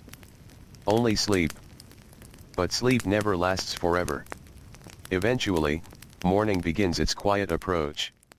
Long before sunrise, the world starts changing. It happens slowly enough that sleeping people do not notice at first. Darkness lightens by a single shade. Then another. The eastern horizon softens. The stars nearest dawn begin to disappear. A breeze moves through the doorway. The child shifts. The scribe stirs. His body wakes before his mind. Muscles tighten. Joints register stiffness. His wrist aches faintly even before he opens his eyes. Morning has returned. Another day has arrived. He opens his eyes into gray-blue darkness. For a moment he simply lies still. Breathing. Listening. The house remains quiet. But not silent. He hears distant movement already. Some workers wake before even scribes. Bakers. Fishermen. Water carriers. Those whose labor begins in darkness. A rooster calls. Then another answers. Soon many voices join. The ancient morning chorus begins. The scribe exhales and slowly sits upright. The woven mat creaks. His back feels tight today. More than usual. A sharp stiffness catches near one shoulder blade. He pauses. Rolls the shoulder. Pain loosens. Not gone. Better. He massages the sore area with slow circular pressure. Age, he thinks. Then remembers the old potter. His expression softens. Not fear this time. Only recognition. Bodies change. That is simply truth. Beside him, his wife opens her eyes. She sees him rubbing his shoulder. Without a word, she reaches across the small space and presses her thumb firmly into the sore muscle. The pressure hurts. Then helps. He exhales sharply. She adjusts. Presses again. Better. Much better. A few quiet moments pass like this. No conversation. Just practiced care. She withdraws her hand. Better. Yes. One word. Enough. She rises to begin the morning. Grinding grain soon fills the house once again. Stone against stone. The familiar sound returns. Morning has a rhythm so consistent it almost feels ceremonial. Wake. Wash. Grind. Prepare fire. Eat. Walk. Work. Return. Sleep. Repeat. Lives are often built from repeated circles rather than straight paths. The scribe washes with cool water. Less remains in the jar than he would prefer. Water must be collected again soon. Another task. Another necessity. He splashes his face. The cold wakes him fully. His child remains asleep. Still deeply surrendered to dreams. The scribe smiles faintly. Childhood carries one luxury adults rarely possess. The ability to sleep without calculating tomorrow. He dresses. Adjusts linen folds. Checks his writing tools. Again. Always. Routine creates reassurance. A missing brush discovered at home is easier than discovering it at work. Everything is present. Good. Breakfast is simple. Bread. A little beer. Some leftover vegetables. Enough. While eating, he notices something. His child's small stick from yesterday rests near the wall. Used for drawing in dust. He reaches for it. Turns it in his fingers. Such a simple object. Yet it now carries meaning. Practice begins with imitation. Symbols begin as shapes. Shapes become language. Language becomes thought preserved. He sets the stick back down. Carefully. The child may use it again. Outside, dawn spreads wider. Gold begins touching rooftops. Smoke rises from homes. Voices increase. The city wakes fully. The scribe steps into morning air. Cool. Pleasant. Brief. He knows this gift will fade. He walks the familiar road. Sandals pressing soft dust. The streets feel almost unchanged from yesterday. And yet no day is identical. A different breeze. A different cloud. A different ache in the body. A different thought in the mind. Small changes shape repeated days. Near a narrow alley, he hears a familiar voice. Writer. He turns. The old potter. Standing this time. Not seated. The old man leans slightly on a wall, but his posture is stronger than yesterday. The unfinished bowl is gone. The scribe stops. You're working today. The potter lifts something wrapped in cloth. Slowly, he unwraps it. A bowl. Finished. Simple. Smooth. Balanced. Not perfect. But good. Very good. The scribe studies it. The walls are slightly thicker than the potter's earlier work. The rim not quite as delicate. But the bowl is whole. Useful. Beautiful in quiet imperfection. The potter notices his gaze. Hands shook, he says. Then a faint smile. But less than fear said they would. The scribe feels warmth in his chest. A truth sits inside those words. Fear often trembles more than hands. The potter places the bowl back in cloth.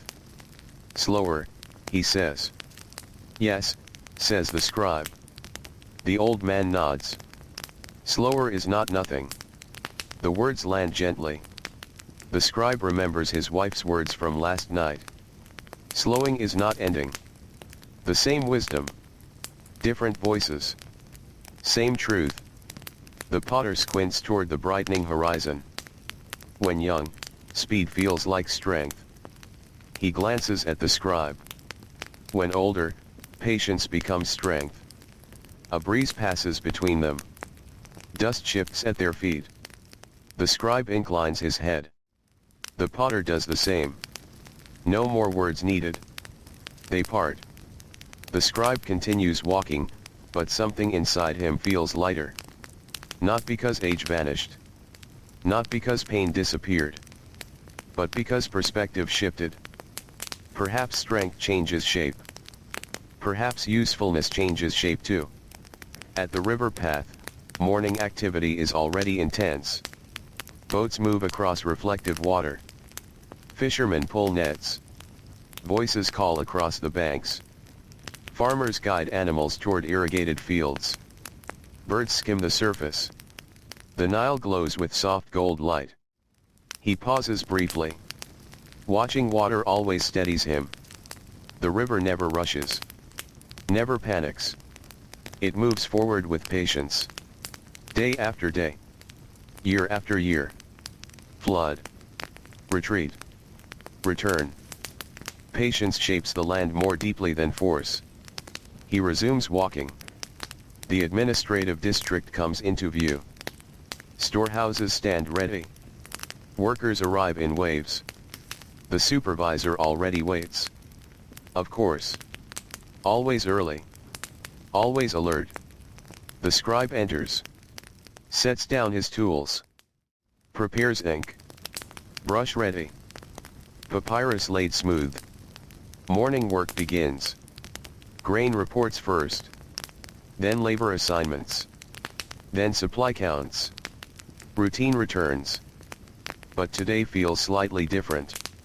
Not outside. Inside. His posture shifts subtly. His grip softens. He remembers his own advice to the apprentice. Relax your hand. He notices tension in his fingers. Releases it. Immediately the brush moves better. Smoother. Less strain. Interesting. How often had he ignored his own wisdom? The apprentice arrives. On time today. Breathing calm. Good. The boy kneels. Prepares his materials. The scribe watches him grip the brush. Too tight. Again. He almost smiles. He speaks quietly. Relax your hand. The apprentice blinks. Looks down. Then slowly loosens his grip. His shoulders lower. The scribe nods. Better. Work continues. Names. Numbers. Records. The endless flow resumes. Yet the day unfolds differently now. Because he observes more. A porter favoring one knee but adapting skillfully. A clerk squinting but compensating by holding records nearer. A worker with scarred fingers tying rope faster than younger men. Adaptation everywhere. Bodies changing. People adjusting. Still useful. Still working. Still contributing. Not unchanged. Not finished. This thought stays with him through the morning. Hours pass. Heat begins rising once more. The familiar burden of midday approaches. Sweat gathers. Dust thickens. Voices tire. Yet his mind feels steadier. At one point, the apprentice makes a copying error. His face tightens instantly. Expecting correction. Expecting shame. The scribe looks at the mistake. Then says calmly, again. Nothing more. No irritation. The boy corrects it. Relief visible. The scribe returns to writing. He realizes something else. Patience can be taught. Or passed. Just like writing. Just like craft. The potter's patience. His wife's steadiness. Perhaps these become lessons too. Not written on papyrus. Written in behavior. In tone. In daily life. The sun climbs higher. Heat presses downward. Midday nears again. Another pause will come. Another meal. Another long afternoon. Another walk home. The cycle continues. But as the scribe bends over fresh papyrus, brush gliding across smooth fibers, he no longer feels only the burden of repetition. He begins to feel something gentler. Something deeper. Routine is not merely repetition. Routine is continuity. A thread connecting one day to another. One generation to another. Teacher to student. Parent to child. Potter to bowl. Scribe to word. And in the endless quiet labor of ancient Egypt, that thread continues weaving itself forward, one careful day at a time. Midday returns once more, slow and unavoidable, like a familiar visitor who never fails to arrive. The sun rises toward its highest point, and with every passing hour the city feels heavier. Morning coolness has fully disappeared now. The soft breeze that touched the river at dawn is gone. In its place comes still air and growing heat. The light outside turns harsh. Bright. Almost white. Shadows shrink against walls and baskets until they seem to hide beneath everything. Inside the storehouse, workers continue moving, but their energy changes. Morning movements are efficient. Midday movements become deliberate. Measured. Nothing unnecessary. Every step must justify itself. The scribe feels sweat gathering beneath his linen collar. A thin line of moisture moves slowly down his back. His wrist aches again, though the softer grip has helped. He notices something interesting. The pain is still there. But no longer sharp. Tension had amplified it. Relaxation softened it. Not removed. Softened. This too feels like a lesson. Many burdens do not vanish. But how they are carried changes their weight. He dips his brush into ink. Writes another line. A shipment count. A correction. A labor record. The symbols flow. Steady. Clear. His hand moves with less strain than yesterday. Nearby, the apprentice works quietly. The boy glances down at his own grip several times. Each time, he relaxes his fingers. The older scribe notices. Says nothing. Not every lesson needs words. Some lessons need repetition. Outside, voices rise briefly. A cart has arrived. The sound reaches them before the cart enters. Wood creaking. Wheels grinding over packed earth. Oxen snorting. Men calling to one another. The supervisor steps toward the entrance. He narrows his eyes against sunlight. A new delivery. Large sacks of grain. Heavy. Dust covered. Tied with rope. The laborers unloading them move carefully. Each sack demands effort. Shoulders tighten. Legs brace. Breathing deepens. The scribe watches a young porter lift poorly, twisting as he rises. The older porter beside him immediately stops him. A hand on the shoulder. A short correction. Feet first. Lift straight. Use legs. Not back. The young man nods. Tries again. Better. The sack rises. The scribe notices this with quiet interest. Skill is often hidden inside routine. To outsiders, lifting is lifting. Writing is writing. Pottery is pottery. But those inside the craft know the difference between effort and technique. The body learns better ways. sometimes slowly, sometimes painfully. The grain sacks are measured and recorded. Numbers accumulate, column after column. Order from quantity. The supervisor calls values. The scribe writes. The apprentice copies. Dust rises with every sack. The air becomes thick. The scribe coughs once into his sleeve. His throat feels dry. Water will be welcome soon. The final sacks are stored. Midday pause finally arrives. Relief moves through the room like a quiet exhale. Tools lower. Hands unclench. Bodies seek shade. The scribe sets aside his brush and flexes both hands. Less stiffness today. Still sore, but manageable. He sits against the wall. The mud brick feels warm, not hot. His meal is simple again. Bread. Beans. A few dates. The sweetness of dates feels pleasant after dry bread. Small luxuries matter. Nearby, workers eat in silence. One laborer removes his sandal and rubs a blister on his heel. Another massages his forearm. The apprentice stares at his writing hand, turning it slowly, studying the fingers. The scribe notices. What is it? The boy hesitates, then speaks. Did your hand always hurt? The question is honest, unfiltered.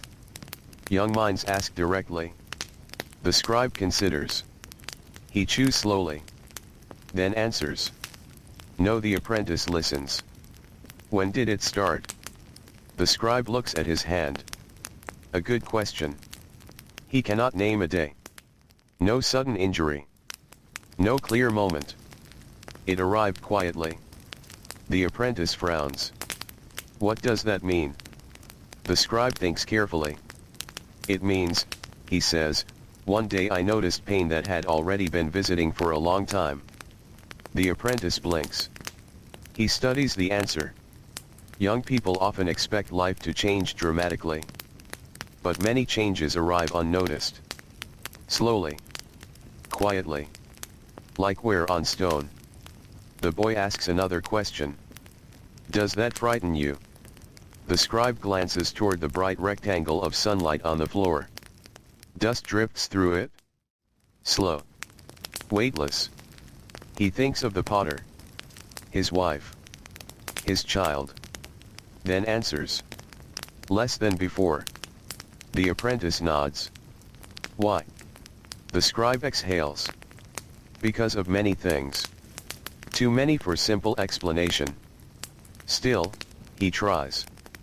Because slowing is not ending. The apprentice repeats the words softly, as if testing them. Slowing is not ending. The sentence settles between them. The boy lowers his gaze to his hand again. Perhaps imagining older fingers. Older wrists. An older self. The midday silence returns. The scribe closes his eyes briefly. His body relaxes. The heat presses from outside. Yet inside, shade offers enough comfort for recovery. A breeze slips through an opening. Short. Cool. Everyone notices. One worker smiles without opening his eyes. Tiny gifts matter more in difficult climates. The break ends. Too soon. Always too soon. The supervisor rises. Work resumes. Afternoon begins. The most difficult stretch of the day. Not because of workload. Because energy fades. Attention costs more now. The scribe opens fresh papyrus. Ink ready. Brush ready. A temple inventory arrives. Oil jars. Linen rolls. Storage tallies. The temple clerk returns. Precise as ever. Serious. Measured. Together they compare records. Numbers align. One discrepancy appears. A missing jar. The clerk tightens visibly. The supervisor joins them. Voices stay calm. Tension still grows. Missing goods create problems. The scribe reviews older entries carefully. One mark catches his eye. Small. Nearly invisible. A stroke too faint. Not missing. Misread. The quantity had been copied incorrectly. He points. The temple clerk leans closer. Reads again. Then exhales. Relief. Problem solved. No missing jar. Only weak ink. The clerk inclines his head respectfully. Good eyes. Good patience. The scribe returns to work. Yet the moment lingers. Years ago he may have rushed. Missed it? Fatigue creates mistakes. Patience reveals solutions. The afternoon crawls. Heat slowly loosens. The rectangle of light shifts longer across the floor. Golden tones begin returning. The harsh white softens. Outside, birds become more active again. Evening approaches. A laborer near the entrance suddenly pauses. Hand on lower back. Pain. He stays frozen. Breathing carefully. The older porter sees immediately. He steps over. Supports the man's arm. No drama. No shouting. Just practiced assistance. They move slowly to the wall. The injured man sits. Eyes shut. Sweat on brow. Pain sharp enough to still the body. The scribe watches. Back strain. Common. Sometimes brief. Sometimes lasting. The porter speaks quietly to him. Likely advice learned through experience. Rest. Breathe. Do not force movement too quickly. Again the scribe notices something. Knowledge lives everywhere. Not only in writing. Not only in records. Bodies teach too. Workers teach each other constantly. Technique. Endurance. Recovery. Adaptation. Unwritten wisdom. A kind of living library. This thought fascinates him. He has spent years preserving written memory. Yet so much knowledge survives without ink. Passed voice to voice. Hand to hand. Parent to child. Master to apprentice. Human memory is fragile. Yet also resilient. The afternoon deepens. Final counts begin. The scribe's brush glides through closing records. One column. Another. Totals checked. Corrected. Confirmed. The apprentice works more confidently now. Fewer corrections needed. Progress. Small. Real. The scribe notices the boy's brush control improving. Strokes cleaner. Spacing better. Not perfect. Much better. Growth often hides inside repetition. Day by day improvement feels invisible. Weeks later, change becomes clear. The same is true of aging. The same is true of mastery. Both arrive gradually. The sun lowers. Warm amber light floods the entrance.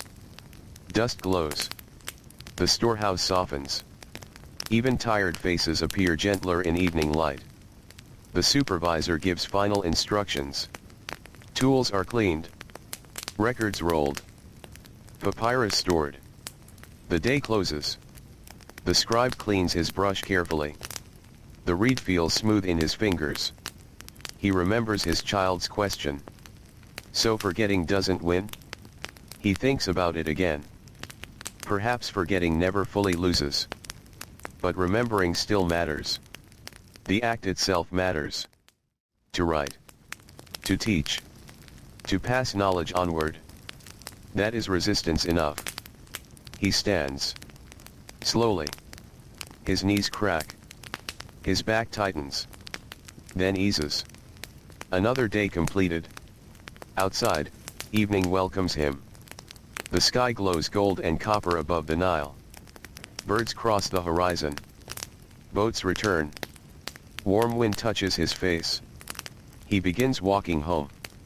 Tired. Hungry. Heavy-footed. Yet peaceful. Today the road feels different. Not because the city changed. Because he did. The same streets. The same dust. The same homes. Yet his attention has softened. Expanded. He notices details he once ignored. A mother teaching a child to braid reeds. A mason showing a younger worker how to smooth plaster. A fisherman teaching not work. Instruction everywhere. Knowledge flowing constantly. Ancient Egypt is full of teachers. Most never called by that name. As twilight deepens, he reaches the familiar road near his home. And waiting near the doorway, holding a stick and standing with unusual seriousness, is his child. The evening air feels warm and soft as the scribe steps closer to his home. The sky above the city has begun its slow descent into twilight.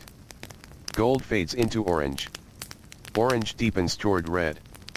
The first hints of blue-gray gather at the edges of the horizon. Smoke from cooking fires rises in long drifting ribbons, carrying the familiar scents of bread, lentils, onions, and roasting fish. The road is quieter now. Most workers have already returned home. Voices still drip through the neighborhood, but softer than before. Day is folding itself into night. Near the doorway stands his child. Small feet planted firmly in dust. A stick held carefully in both hands. The child's expression is unusually serious. Focused. Determined. The scribe slows. His fatigue remains heavy in his legs and shoulders, but curiosity gently cuts through it. He stops a few steps away. The child lifts the stick. Not like a toy. More like a tool. Look, the child says. The voice is filled with effort. The scribe lowers his gaze. In the dust before the doorway, marks have been drawn. Lines. Shapes. Symbols. Some crooked. Some too large. Some reversed. But unmistakable. Writing practice. The child shifts weight nervously. I practiced. The scribe says nothing at first. He studies the marks carefully. The dust holds each stroke clearly in the evening light. He recognizes several basic symbols. Simple ones. Repeated again and again. Some are awkward. One symbol leans sideways. Another is too compressed. Spacing is uneven. Yet something matters far more. Persistence. The symbols have been attempted many times. Erased. Redrawn. Corrected. He can see overlapping marks beneath fresh ones. The child has spent time here. Trying. Failing. Trying again. The scribe kneels slowly. His knees protest. He ignores them. He lowers himself to the child's level. Now the symbols fill his view. Dust becomes parchment. Stick becomes brush. Practice becomes learning. He points to one symbol. This one. The child stiffens. Waiting for criticism. It's too tight, the scribe says softly. The child looks worried. Then the scribe gently takes the stick.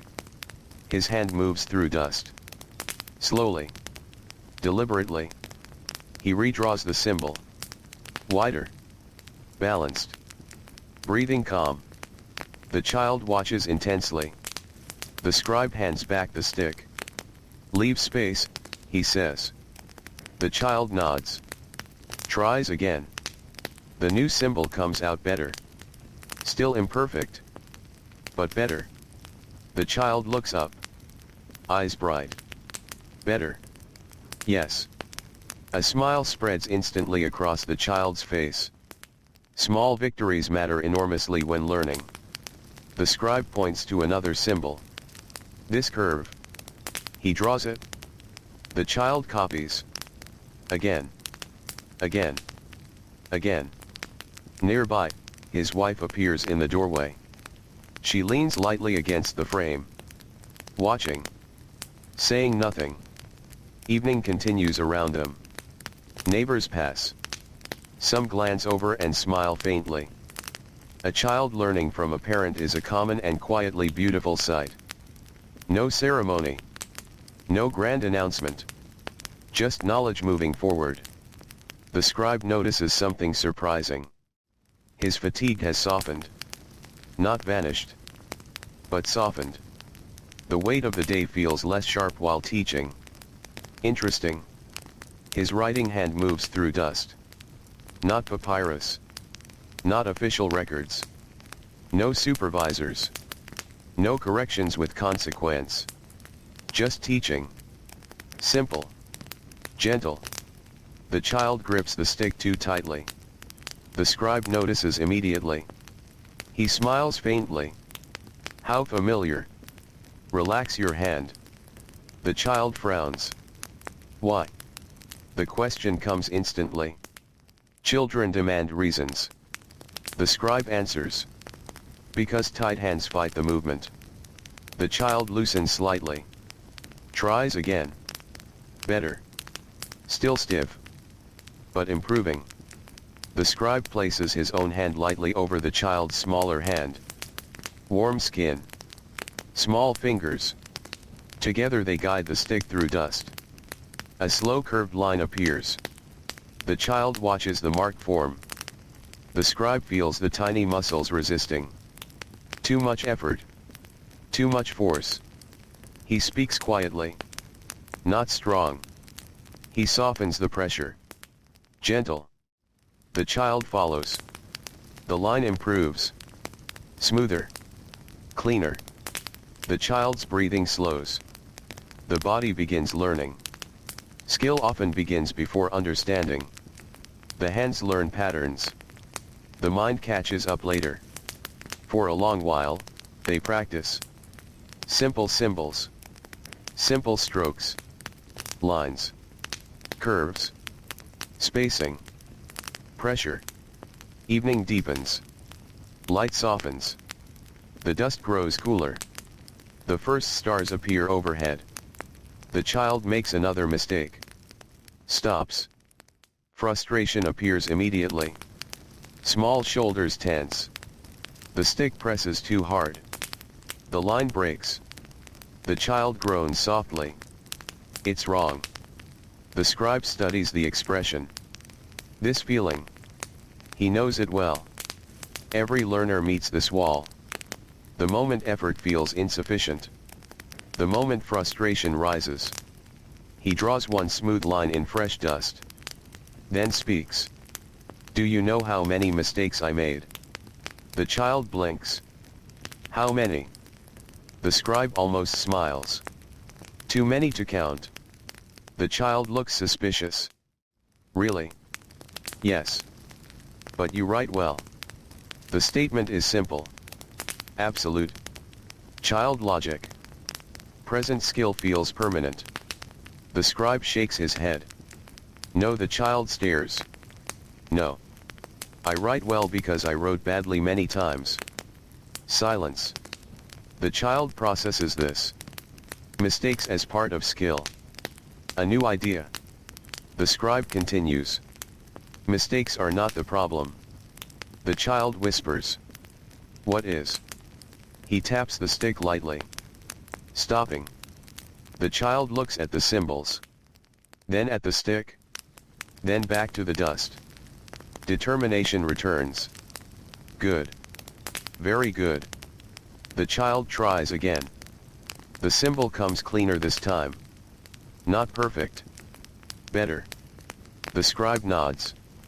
His wife finally speaks from the doorway. Food is getting cold. Her tone carries gentle amusement. The child brightens. Look. I wrote. She steps closer. Studies the dust. A warm smile appears. I see. The child straightens proudly. The scribe slowly rises. His knees complain loudly now. He winces slightly. The child notices. Does it hurt? The question is innocent. Direct. The scribe pauses. Then answers honestly. Yes. The child looks troubled. Always. He thinks. Not always. Often. Sometimes more. Sometimes less. Some days. The child considers this. Then asks the question only a child would ask so plainly. Will I hurt too when I'm old? Evening grows quiet around them. The question lands gently. The scribe looks toward the darkening sky. The first stars brighten. His wife waits. Listening. He kneels again, despite protesting knees. He looks directly into the child's eyes. Yes, he says softly. The child's face falls. He continues. But listen. The child focuses. Hurt is part of living. A pause. But so is strength. Another pause. But so is joy. He places a hand over the child's small hand. But so is learning. The child stays silent. Listening carefully. The scribe continues. You do not avoid living because pain exists. A breeze moves through the doorway. Soft. Cool. You live fully anyway. The child whispers. Even if it hurts. The scribe nods. Even then. Silence follows. Long. Gentle. The child finally looks down at the symbols. Then back up. I still want to learn writing. The scribe feels warmth spread through his tired chest. He smiles. A real smile now. Not large. Deep. Good. They enter the house. Firelight welcomes them. Warm orange light dances across the walls. The evening meal waits. Bread torn into pieces. Stew steaming softly. The smell fills the home. Comfort. The child sits and immediately begins talking. Words rushing now. Explaining every symbol practiced. Every mistake. Every improvement. The excitement pours out. The scribe listens while eating. His wife occasionally adds quiet observations. The child acts out hand movements. Over-explains every detail. Children relieve important moments through storytelling. The meal becomes lively in a gentle way. Not loud. Warm. Alive. As the meal ends, the child grows sleepier. Speech slows. Yawns interrupt sentences. Eyes droop. Eventually the child curls onto the mat, still murmuring about symbols and brushes. Sleep arrives quickly. The house quiets again. The fire lowers. The scribe leans back against the wall. He studies his writing hand in firelight. Today it wrote records. Solved discrepancies. Taught symbols. Guided smaller fingers. Held a stick. Held memory. Strange. The same hand serves many purposes. Not just labor. Not just administration. Teaching. Comfort. Connection. He thinks of the old potter again. Hands slowing. Yes. But hands can still guide. Still teach. Still shape others. Even when speed fades. Even when precision changes. Perhaps usefulness does not end when strength changes. Perhaps it transforms. This realization settles deeply inside him. He had feared decline as loss. Now he begins seeing another possibility. Change as transition. Skill becoming guidance. Labor becoming teaching. Experience becoming inheritance. His wife sits beside him. The fire glows low.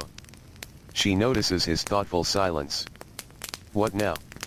He looks at his hand. Then toward the sleeping child. I understand something. She waits. Patient. He speaks quietly. When hands slow, he pauses. They can still teach. His wife smiles. A small knowing smile. As if she understood this long before he did. Yes, she says. Only that. No more needed. Outside, the Nile moves under starlight. Inside, the fire burns softly. The child sleeps. The city grows quiet. And in the deep calm of ancient evening, the scribe begins to understand that time does not only take. Sometimes, quietly, time also gives. Night settles gently around the small home.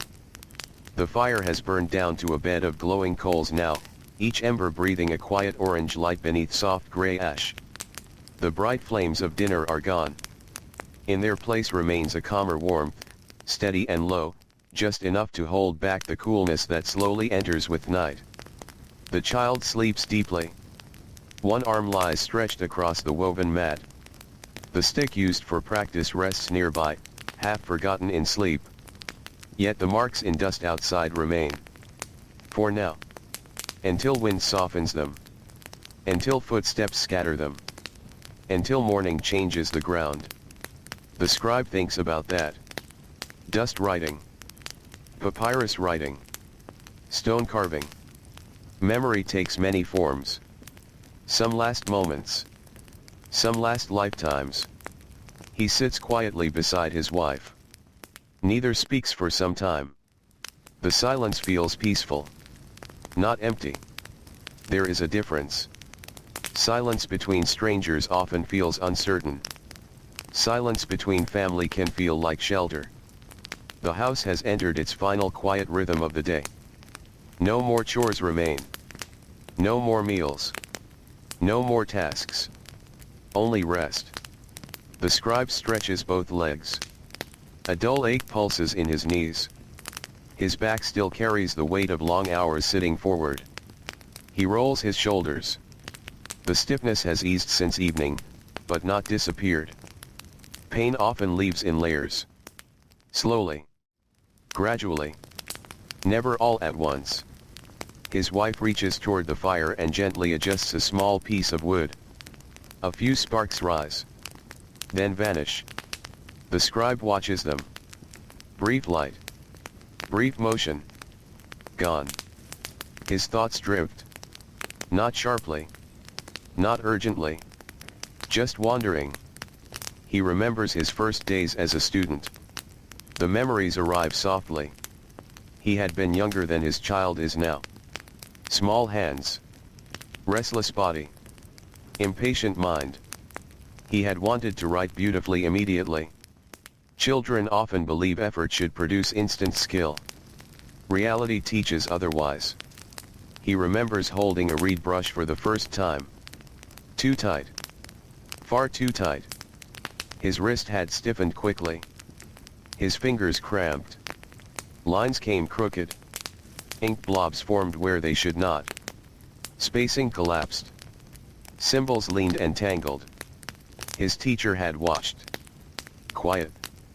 Unimpressed. Then came correction. Again. Again. Again. The repetition felt endless. At the time, he had thought his teacher severe. Cold even. But age reshapes memory. Now he sees something different. Patience hidden inside discipline. Correction as care. Someone willing to repeatedly guide a struggling hand. Teaching rarely feels gentle to the learner in the moment. Especially when young. Yet good teaching plants structure beneath frustration. He wonders if his own teacher once had a teacher. Almost certainly. And that teacher another. And another before that. An unbroken chain. Hand guiding hand. Century after century. The thought comforts him. Knowledge is rarely invented alone. It is inherited. Refined. Passed onward. His wife interrupts the silence. You were far away. Her voice is soft. He blinks. Then smiles faintly. I was remembering. She waits. He continues. My teacher. She nods. I wondered when you would think of him. That surprises him. You knew. She gives him a calm look. You have had that face all evening. He almost laughs. What face? The one that means your thoughts are louder than your mouth. A quiet laugh escapes him now. Real. Warm. The sound feels good in the quiet room. It has been a long time since laughter came so easily after work. His wife smiles faintly too. Then the silence returns. Comfortable. Steady. The embers glow lower. Soon sleep will call them both. Outside, the night deepens. The neighborhood has grown nearly silent. Only scattered sounds remain. A distant cough. A door closing softly. The shuffle of late footsteps. Then stillness. Beyond the homes, the Nile moves beneath starlight. Its waters reflect fragments of the heavens. Broken stars dancing across dark current. The river continues without effort. Without hesitation. Without concern for yesterday or tomorrow. Only forward. Always forward. The scribe lies down. His body welcomes rest quickly tonight. Fatigue is deep. Yet it feels cleaner somehow. Less burdened. More settled. His wife lies beside him.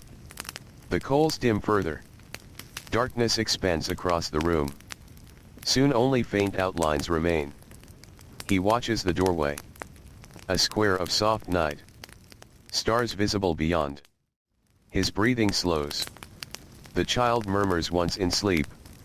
A few quiet sounds. Then stillness again. The scribe closes his eyes. Sleep approaches. But not immediately. Thought returns one last time. Hands. Always hands. The potter's shaking fingers. His child's clumsy grip. His own aching wrist.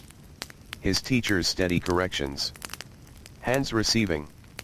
Hands giving. Hands learning. Hands teaching.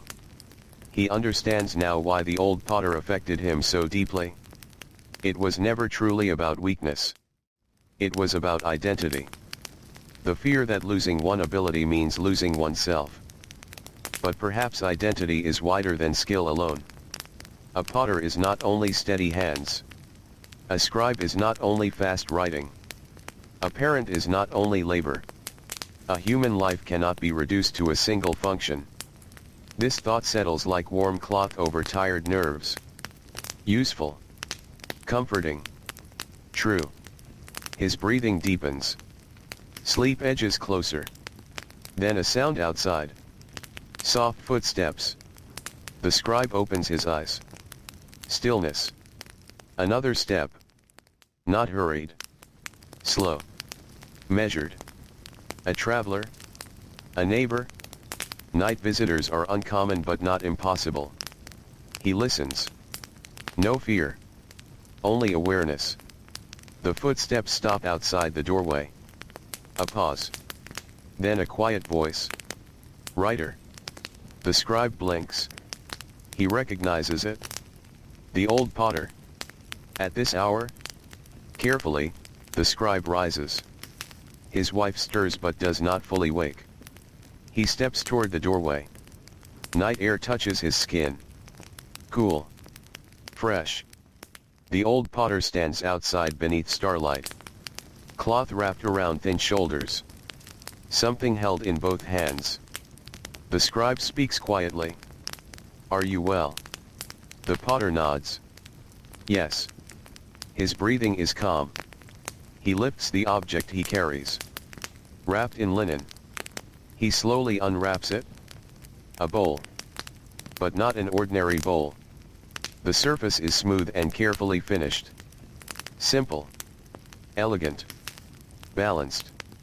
Even in moonlight, the craftsmanship shows. The scribe studies it. Beautiful work. The potter holds it out. For you. The scribe hesitates. Why? The old man's face softens. Because today you listened. The night remains quiet around them. The scribe says nothing. The potter continues. Most people fear old age so much they stop seeing the person inside it. A gentle wind moves between them. Dust shifts across the ground. The potter's voice stays calm. You saw me. The words land with deep quiet weight. Not dramatic. Just honest. The scribe slowly accepts the bowl. Its surface feels cool, smooth, solid, weight balanced perfectly. The potter smiles faintly. My hands shook. A pause. But they still remembered. The scribe feels warmth rise behind his eyes. Not tears. Just emotion. Deep and quiet. He looks at the bowl again. Yes. The rim is slightly uneven. The wall's a little thicker than youthful work. And yet it carries something else now. Patience. Adaptation. Persistence. Age shaped into form. The potter looks toward the sleeping city. When hands change, he says softly, they ask us to learn again. The scribe listens carefully. The old man continues. Young hands trust strength. He raises his own trembling hand into moonlight. Old hands trust understanding. Silence. The stars shine above them. The Nile moves unseen in darkness. The bowl rests in the scribe's hands. Warm now from contact. The potter lowers his hand. I thought you should know. The scribe finally speaks. Thank you. Simple words. Enough. The potter nods once. Then turns. His walk is slow. Measured. But steady. Not fragile. Not defeated. Simply changed. The scribe watches him disappear into darkness. Then looks down at the bowl. Moonlight rests across its curved surface. He runs a thumb along the rim. Smooth. Beautiful. Human. Made by hands that changed but did not stop. He returns inside. His wife opens sleepy eyes. She sees the bowl. Understands immediately. No explanation needed. She smiles faintly. Then sleeps again. The scribe places the bowl carefully near the wall. A gift. A lesson. A memory made tangible. He lies down once more. This time, sleep comes more easily. The night feels softer now. The house quieter. The heart calmer. As darkness wraps around the small home beside the eternal Nile, the scribe finally surrenders to rest, carrying with him the quiet understanding that wisdom does not always arrive through books, records, or official teachings. Sometimes it arrives through worn hands, slow voices, and simple gifts offered beneath the stars. Night settles fully over ancient Egypt. The last thin traces of sound fade away from the sleeping city. No more footsteps on the roads. No more voices in doorways. No more movement in the storehouses or fields. Even the wind seems to move more gently now, as if it understands that the world is resting. The Nile continues on. Slow. Endless. Unhurried. It does not change for anyone. Not for scribes. Not for potters. Not for children learning their first symbols in the dust. It simply flows. Through night. Through dawn. Through all the days that follow. Inside the small home, the fire is gone now. Only faint warmth remains in the mud brick walls, holding the memory of the day like stored breath. The scribe lies still beside his family, finally at rest after the long rhythm of work and thought and quiet understanding.